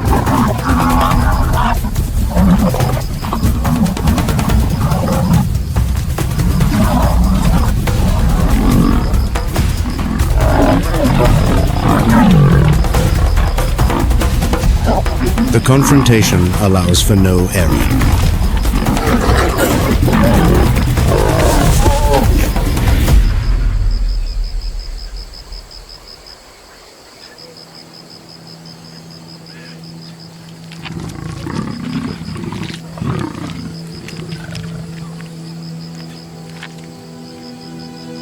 Across the savannah, the lion reigns as an apex predator.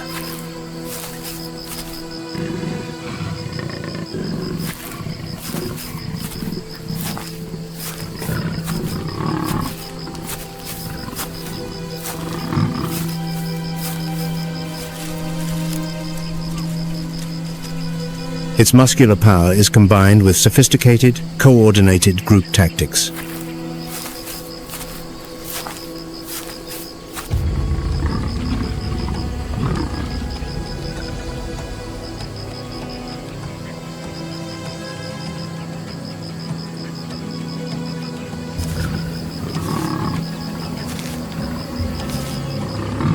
This combination provides a formidable advantage in the cycle of hunter and prey.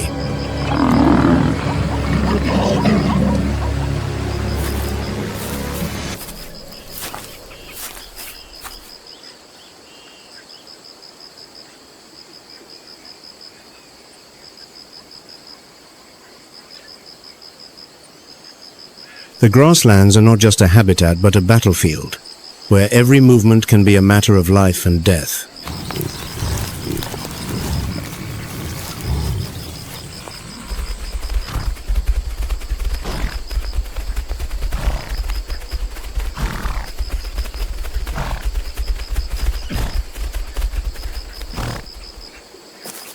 Every hunt begins in stillness.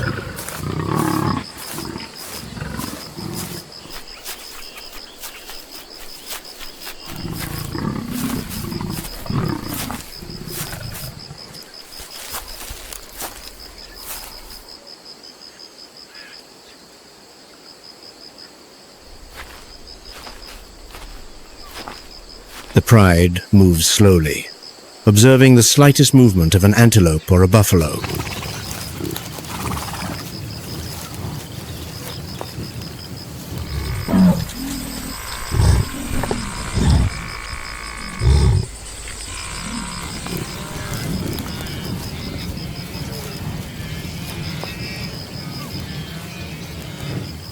Once a weak or isolated target is identified, the strategy commences.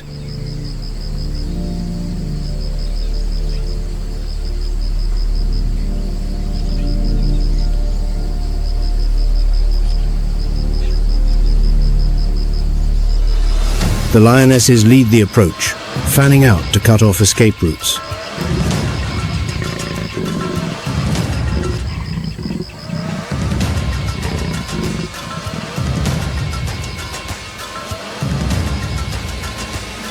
Every step must be precise, for the slightest mistake will allow the prey to flee.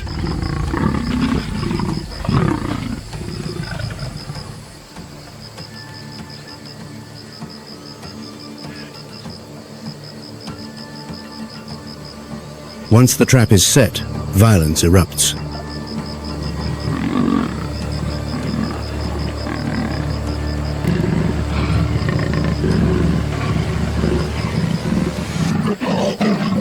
The prey fights with desperate strength.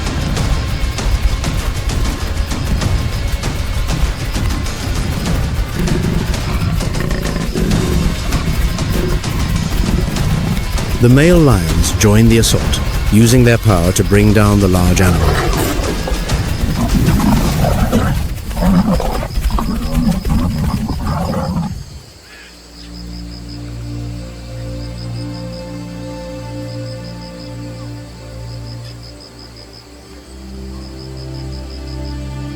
But the male's role is more than just brute force.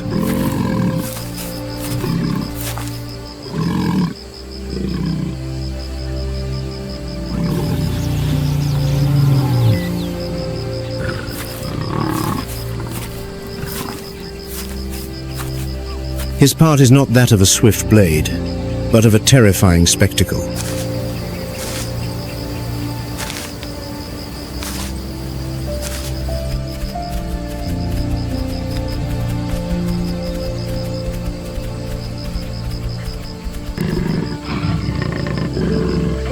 In another corner of the African savannah, a different story is unfolding.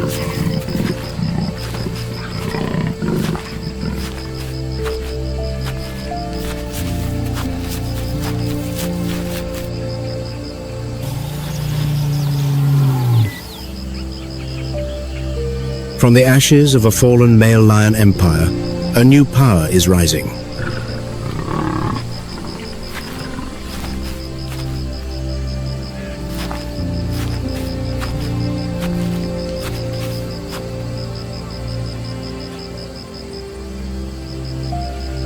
Solar, a lioness who has raised the Matana pride from ruin and despair.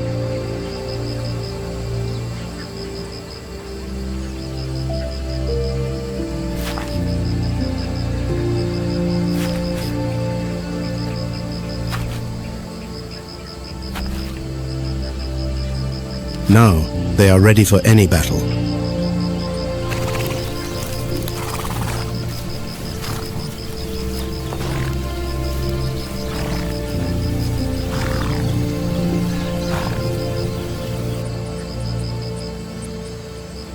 Sola and her sisters stand on the threshold of a new dynasty.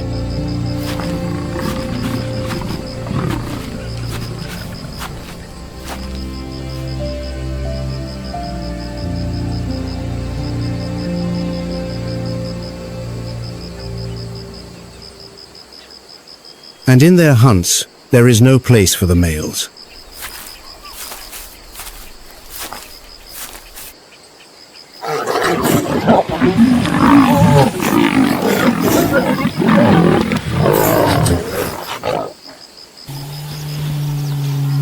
The role of Robin, the former ruler, is now obsolete.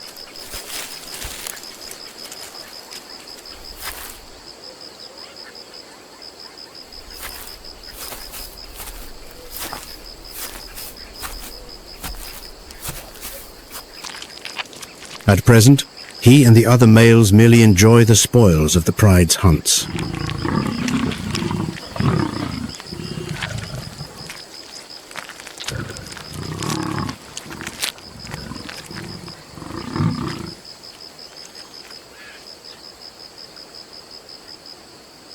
But that will be no more.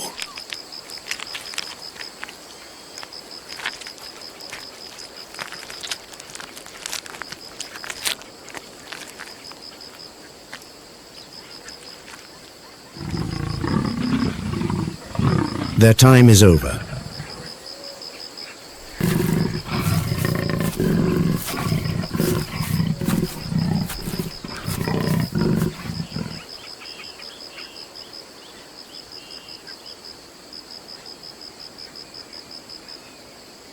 The future of the pride now belongs to the females.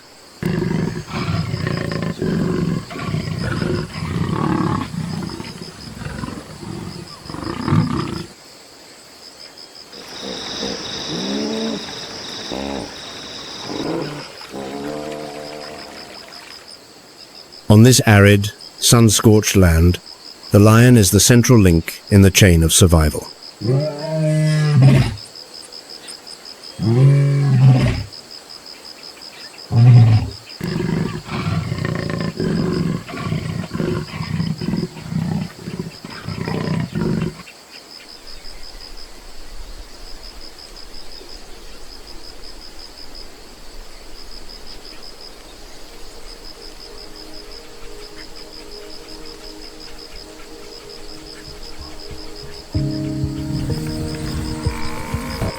The buffalo exist as a unified force.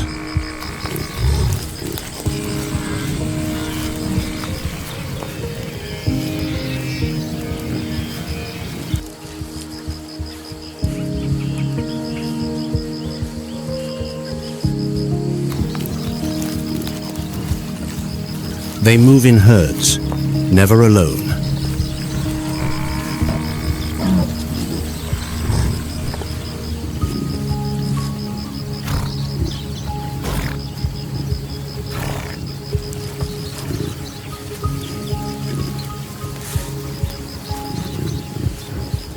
The young and weaker individuals always remain at the center.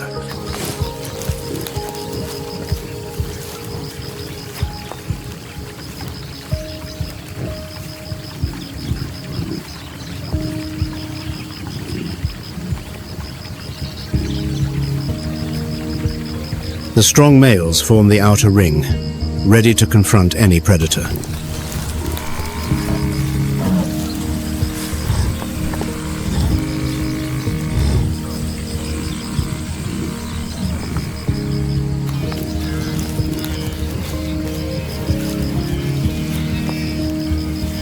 This coordination is guided by instinct and experience.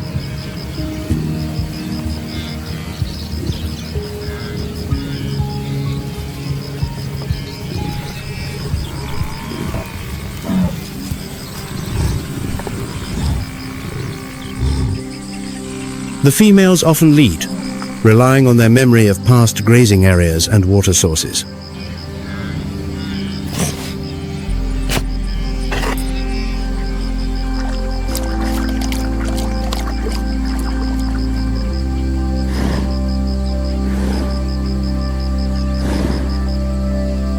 The mature males protect the group.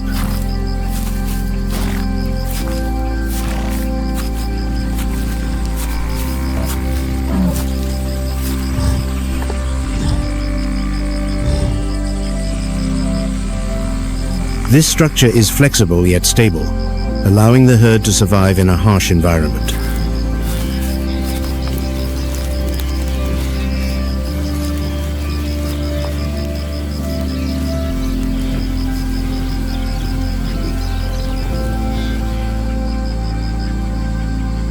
Buffalo also connect with other species.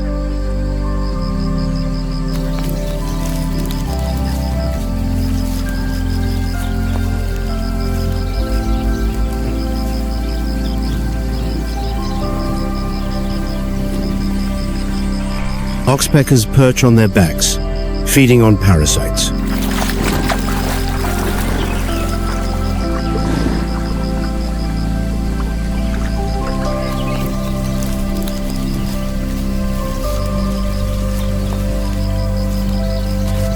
These birds also cry out in alarm at the first sign of danger.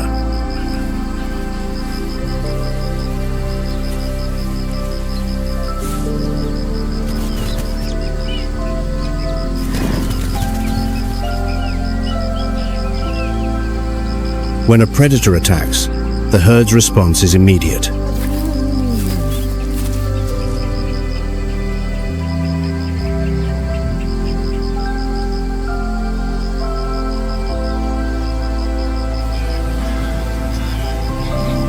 The group forms a tight circle, with horns facing outward.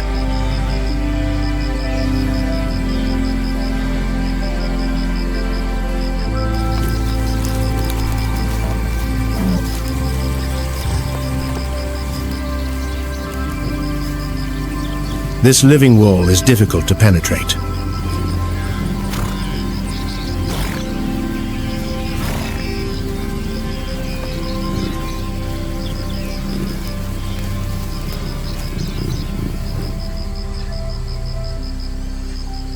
Lions or hyenas succeed only if they can break the formation or isolate an individual.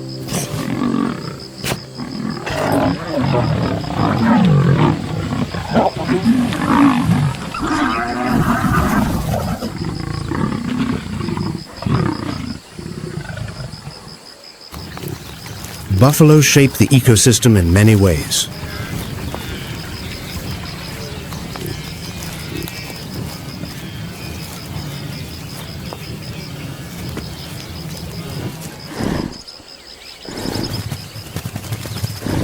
They keep the grasslands trimmed, provide food for large predators, and create habitats for symbiotic species.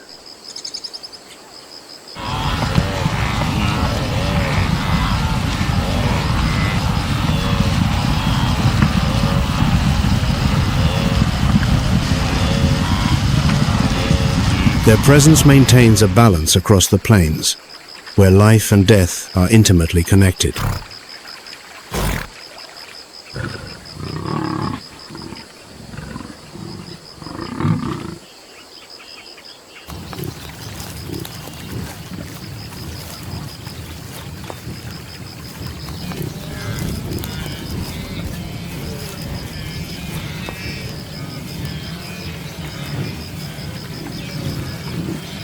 The African elephant is the largest land animal.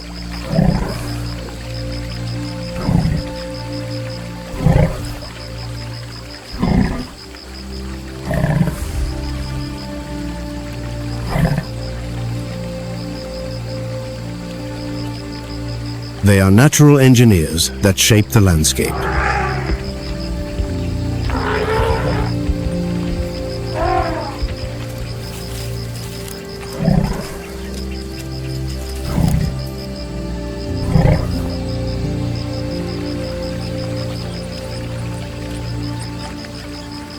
Every footstep leaves a mark. Trees are toppled.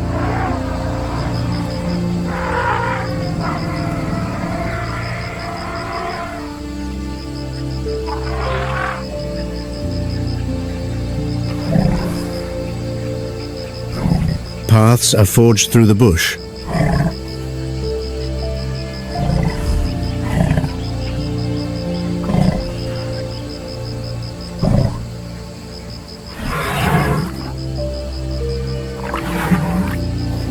Elephant herds are organized in a tight-knit family structure.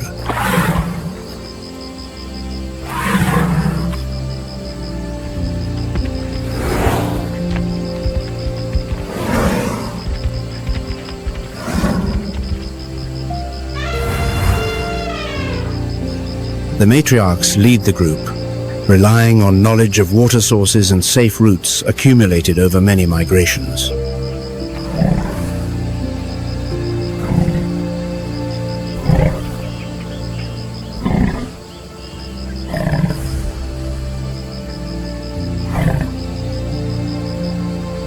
Another distinctive feature of elephants is their ability to communicate.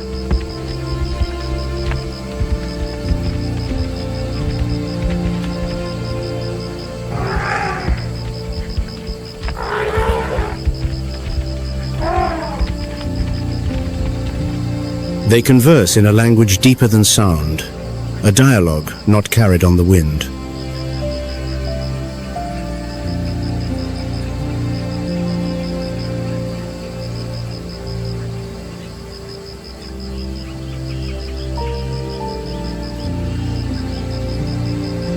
But through the very bones of the continent.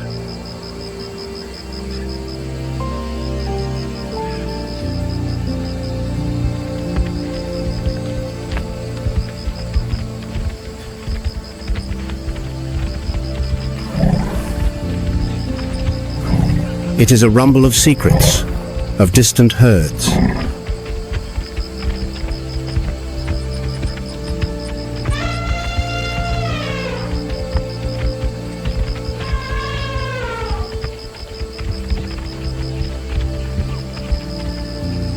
Of the promise of rain carried in the vibrations of a faraway storm.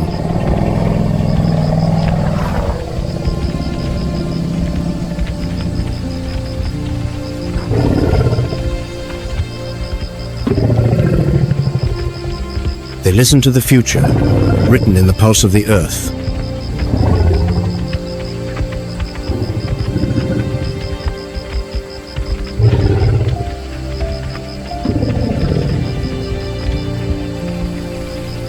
At waterholes, elephants dominate through their size and strength.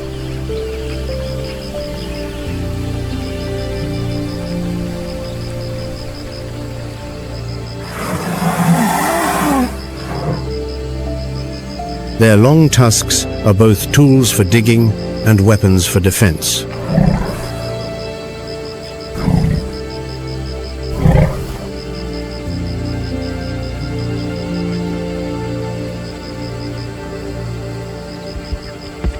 However, this dominance is not absolute.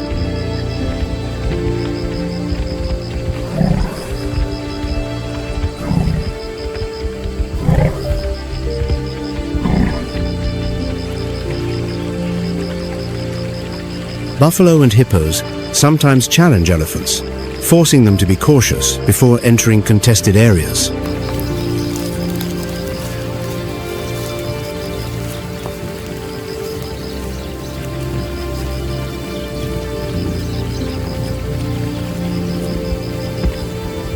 Elephants leave a powerful ecological impact.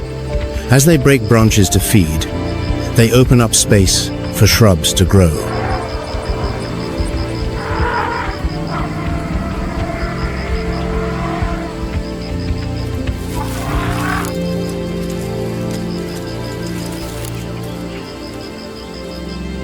When they dig for water in the dry season, they create water sources for many other species.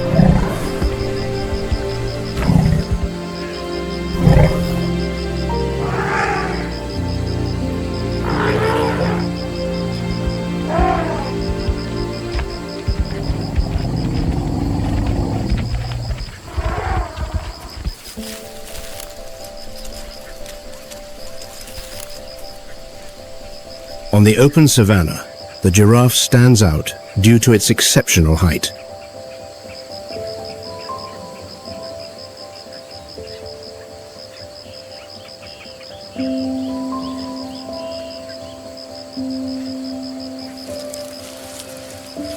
This height allows it to reach the tree canopy that most other herbivores cannot.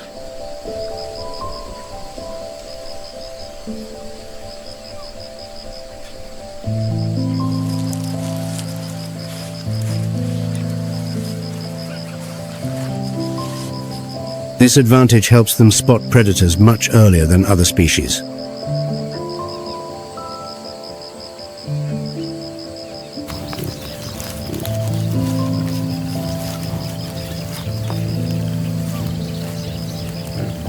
However, this benefit comes with a clear vulnerability.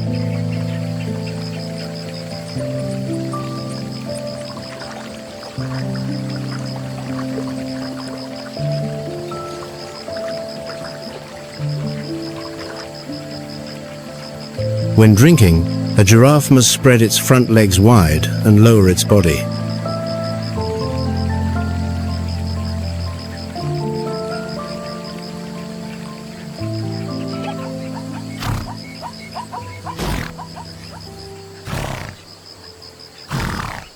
In this unbalanced posture, it becomes an easy target for lions or crocodiles.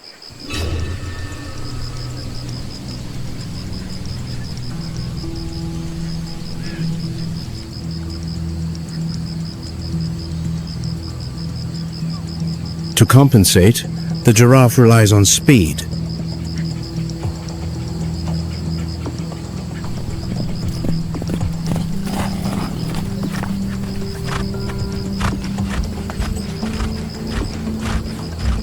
Its long legs provide both a great stride and rapid acceleration.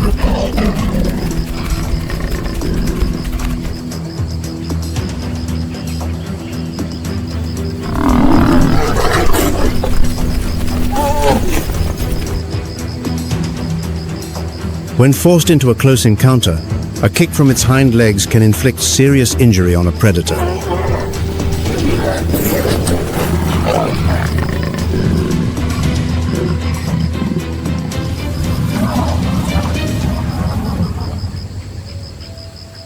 In the ecosystem, giraffes form symbiotic relationships.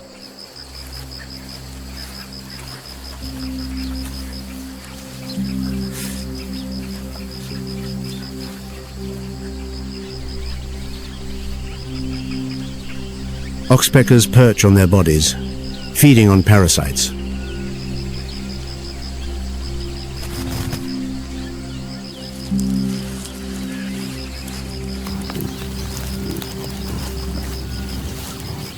These birds also sound an alarm when a threat approaches.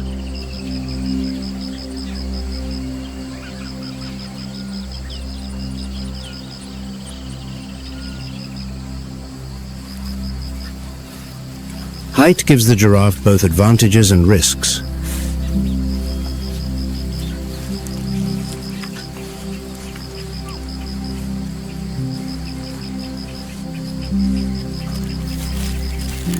They shape the vegetation and play a crucial role in the food chain.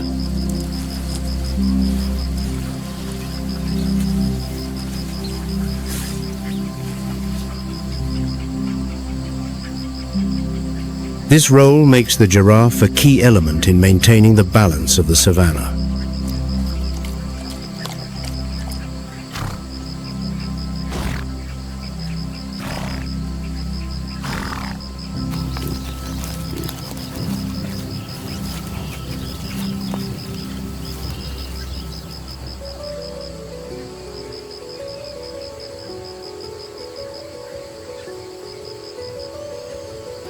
On the African plains, zebras appear as moving black and white stripes.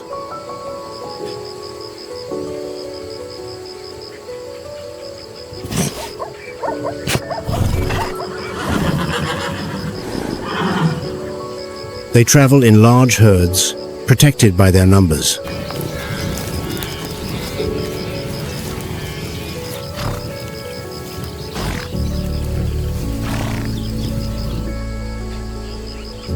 The most striking feature of the zebra is its striped coat.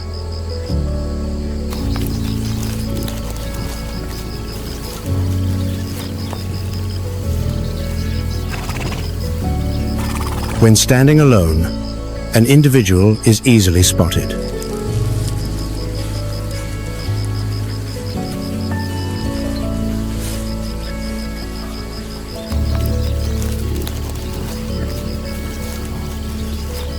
But in a moving herd, the stripes blend together, making it difficult for a predator to target a single animal.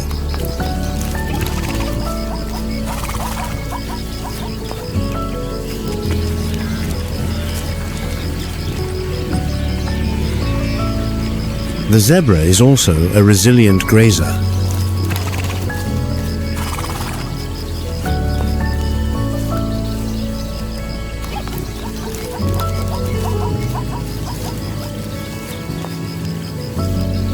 Its digestive system allows it to consume both dry, coarse grass and nutrient-rich new shoots.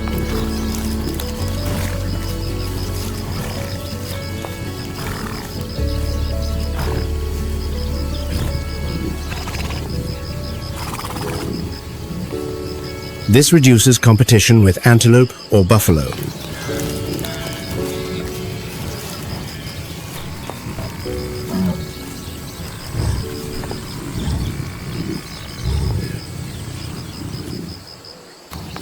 In the Great Migration, the zebra is the pioneer.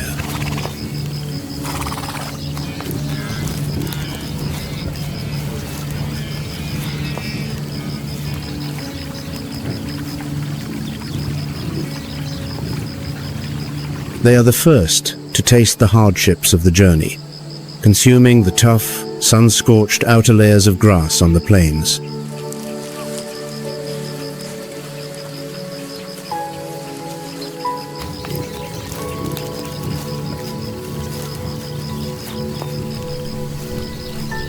In their wake, they leave not destruction, but an invitation.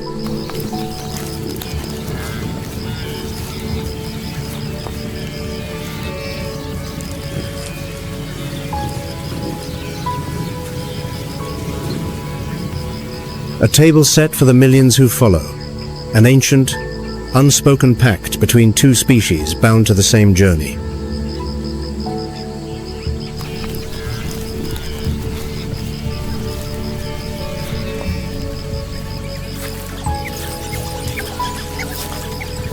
When danger appears, the herd's reaction is immediate.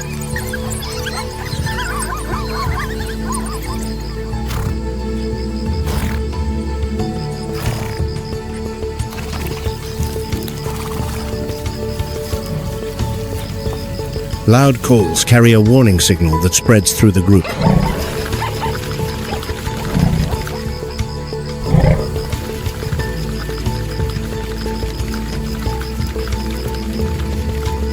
The entire herd gallops forward in a powerful wave of muscle.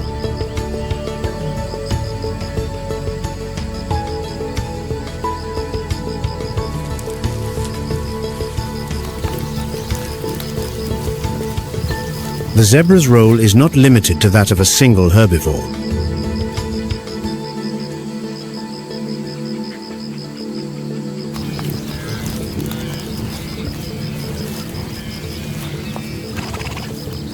They convert grass into energy for the food chain.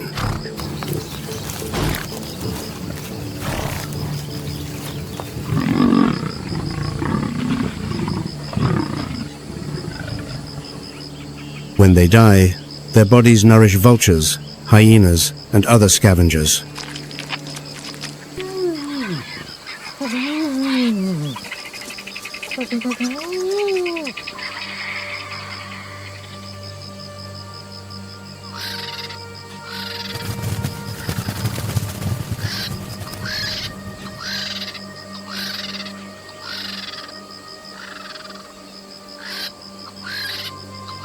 In the skies above the savannah, vultures often appear as black dots circling in search of carrion.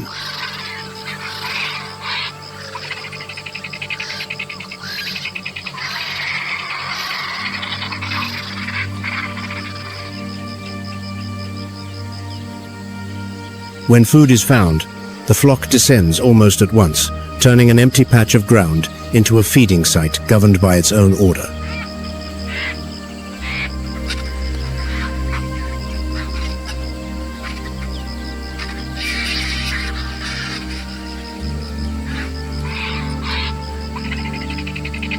The vulture's physical traits are well suited to this role.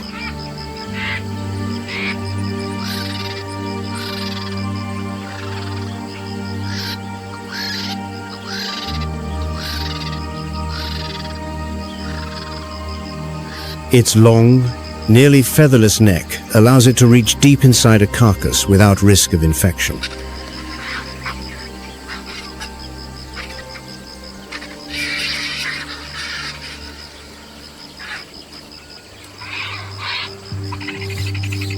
Its strong, hooked beak is sharp enough to tear flesh, even from decaying remains.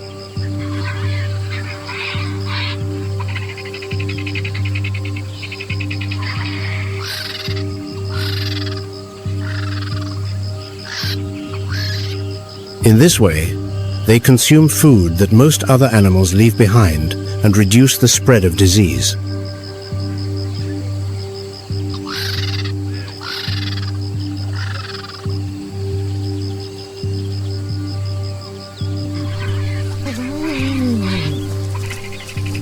Vultures face many challenges.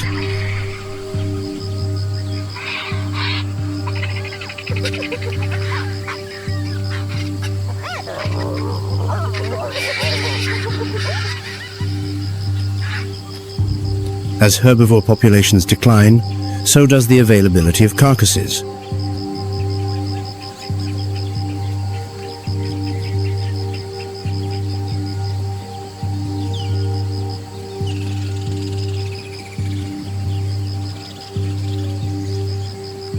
They must fly farther to find food, which expends considerable energy.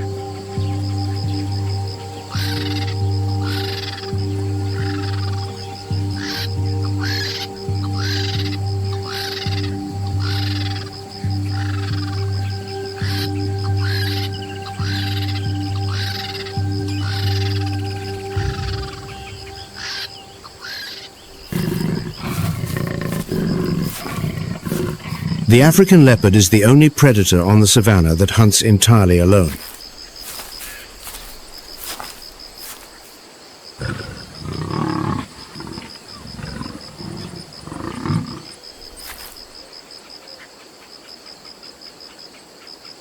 It does not rely on a pack or sheer power.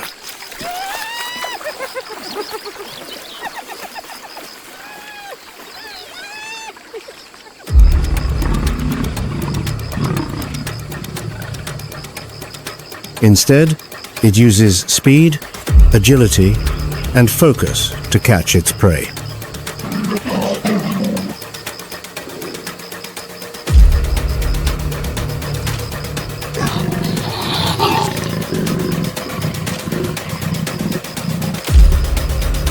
The leopard can live in many environments, from humid forests to dry grasslands.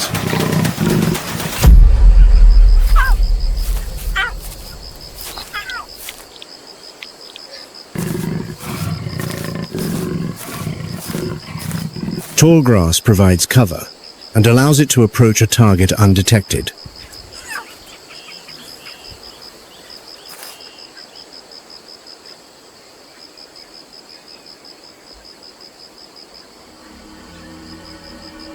During a hunt, the leopard spends most of its time observing.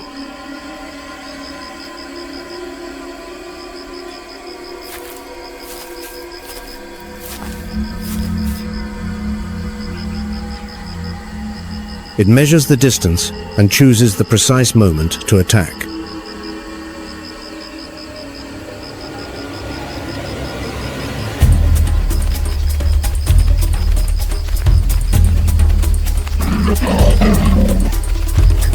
A burst of acceleration combined with a precise leap closes the gap in seconds.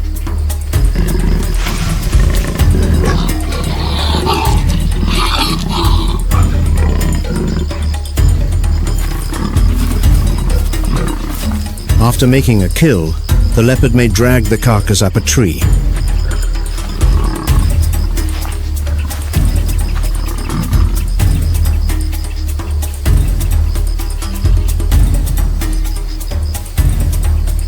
This action protects the food from hyenas and lions.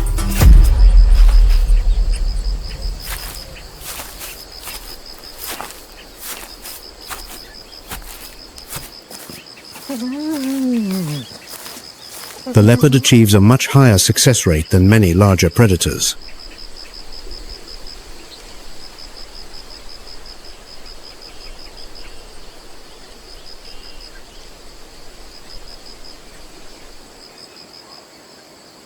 It attacks or retreats based on the right opportunity.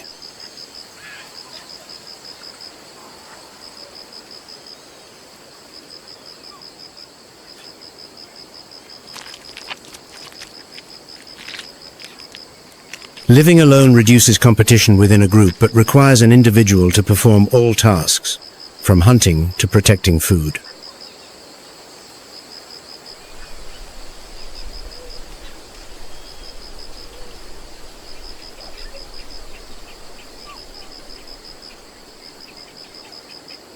The leopard plays a clear ecological role.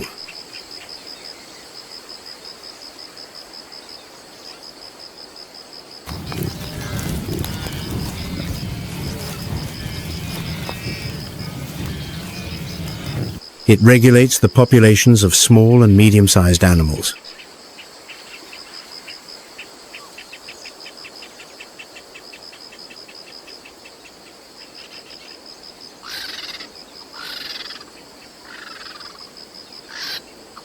Its leftovers provide food for vultures, hyenas, and other scavengers.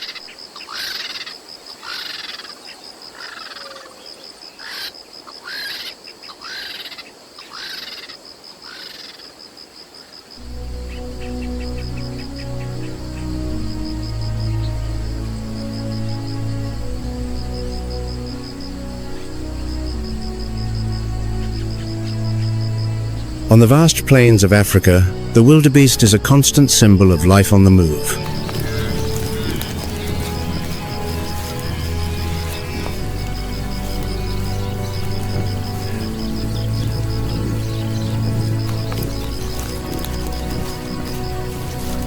Hundreds, even thousands, connect into a single herd.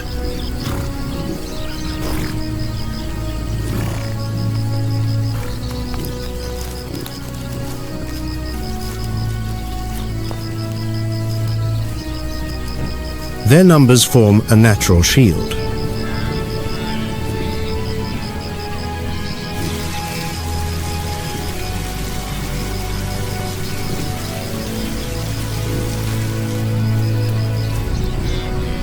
When danger appears, a warning signal spreads instantly, and the whole herd moves as one, making it difficult for a predator to isolate a single target.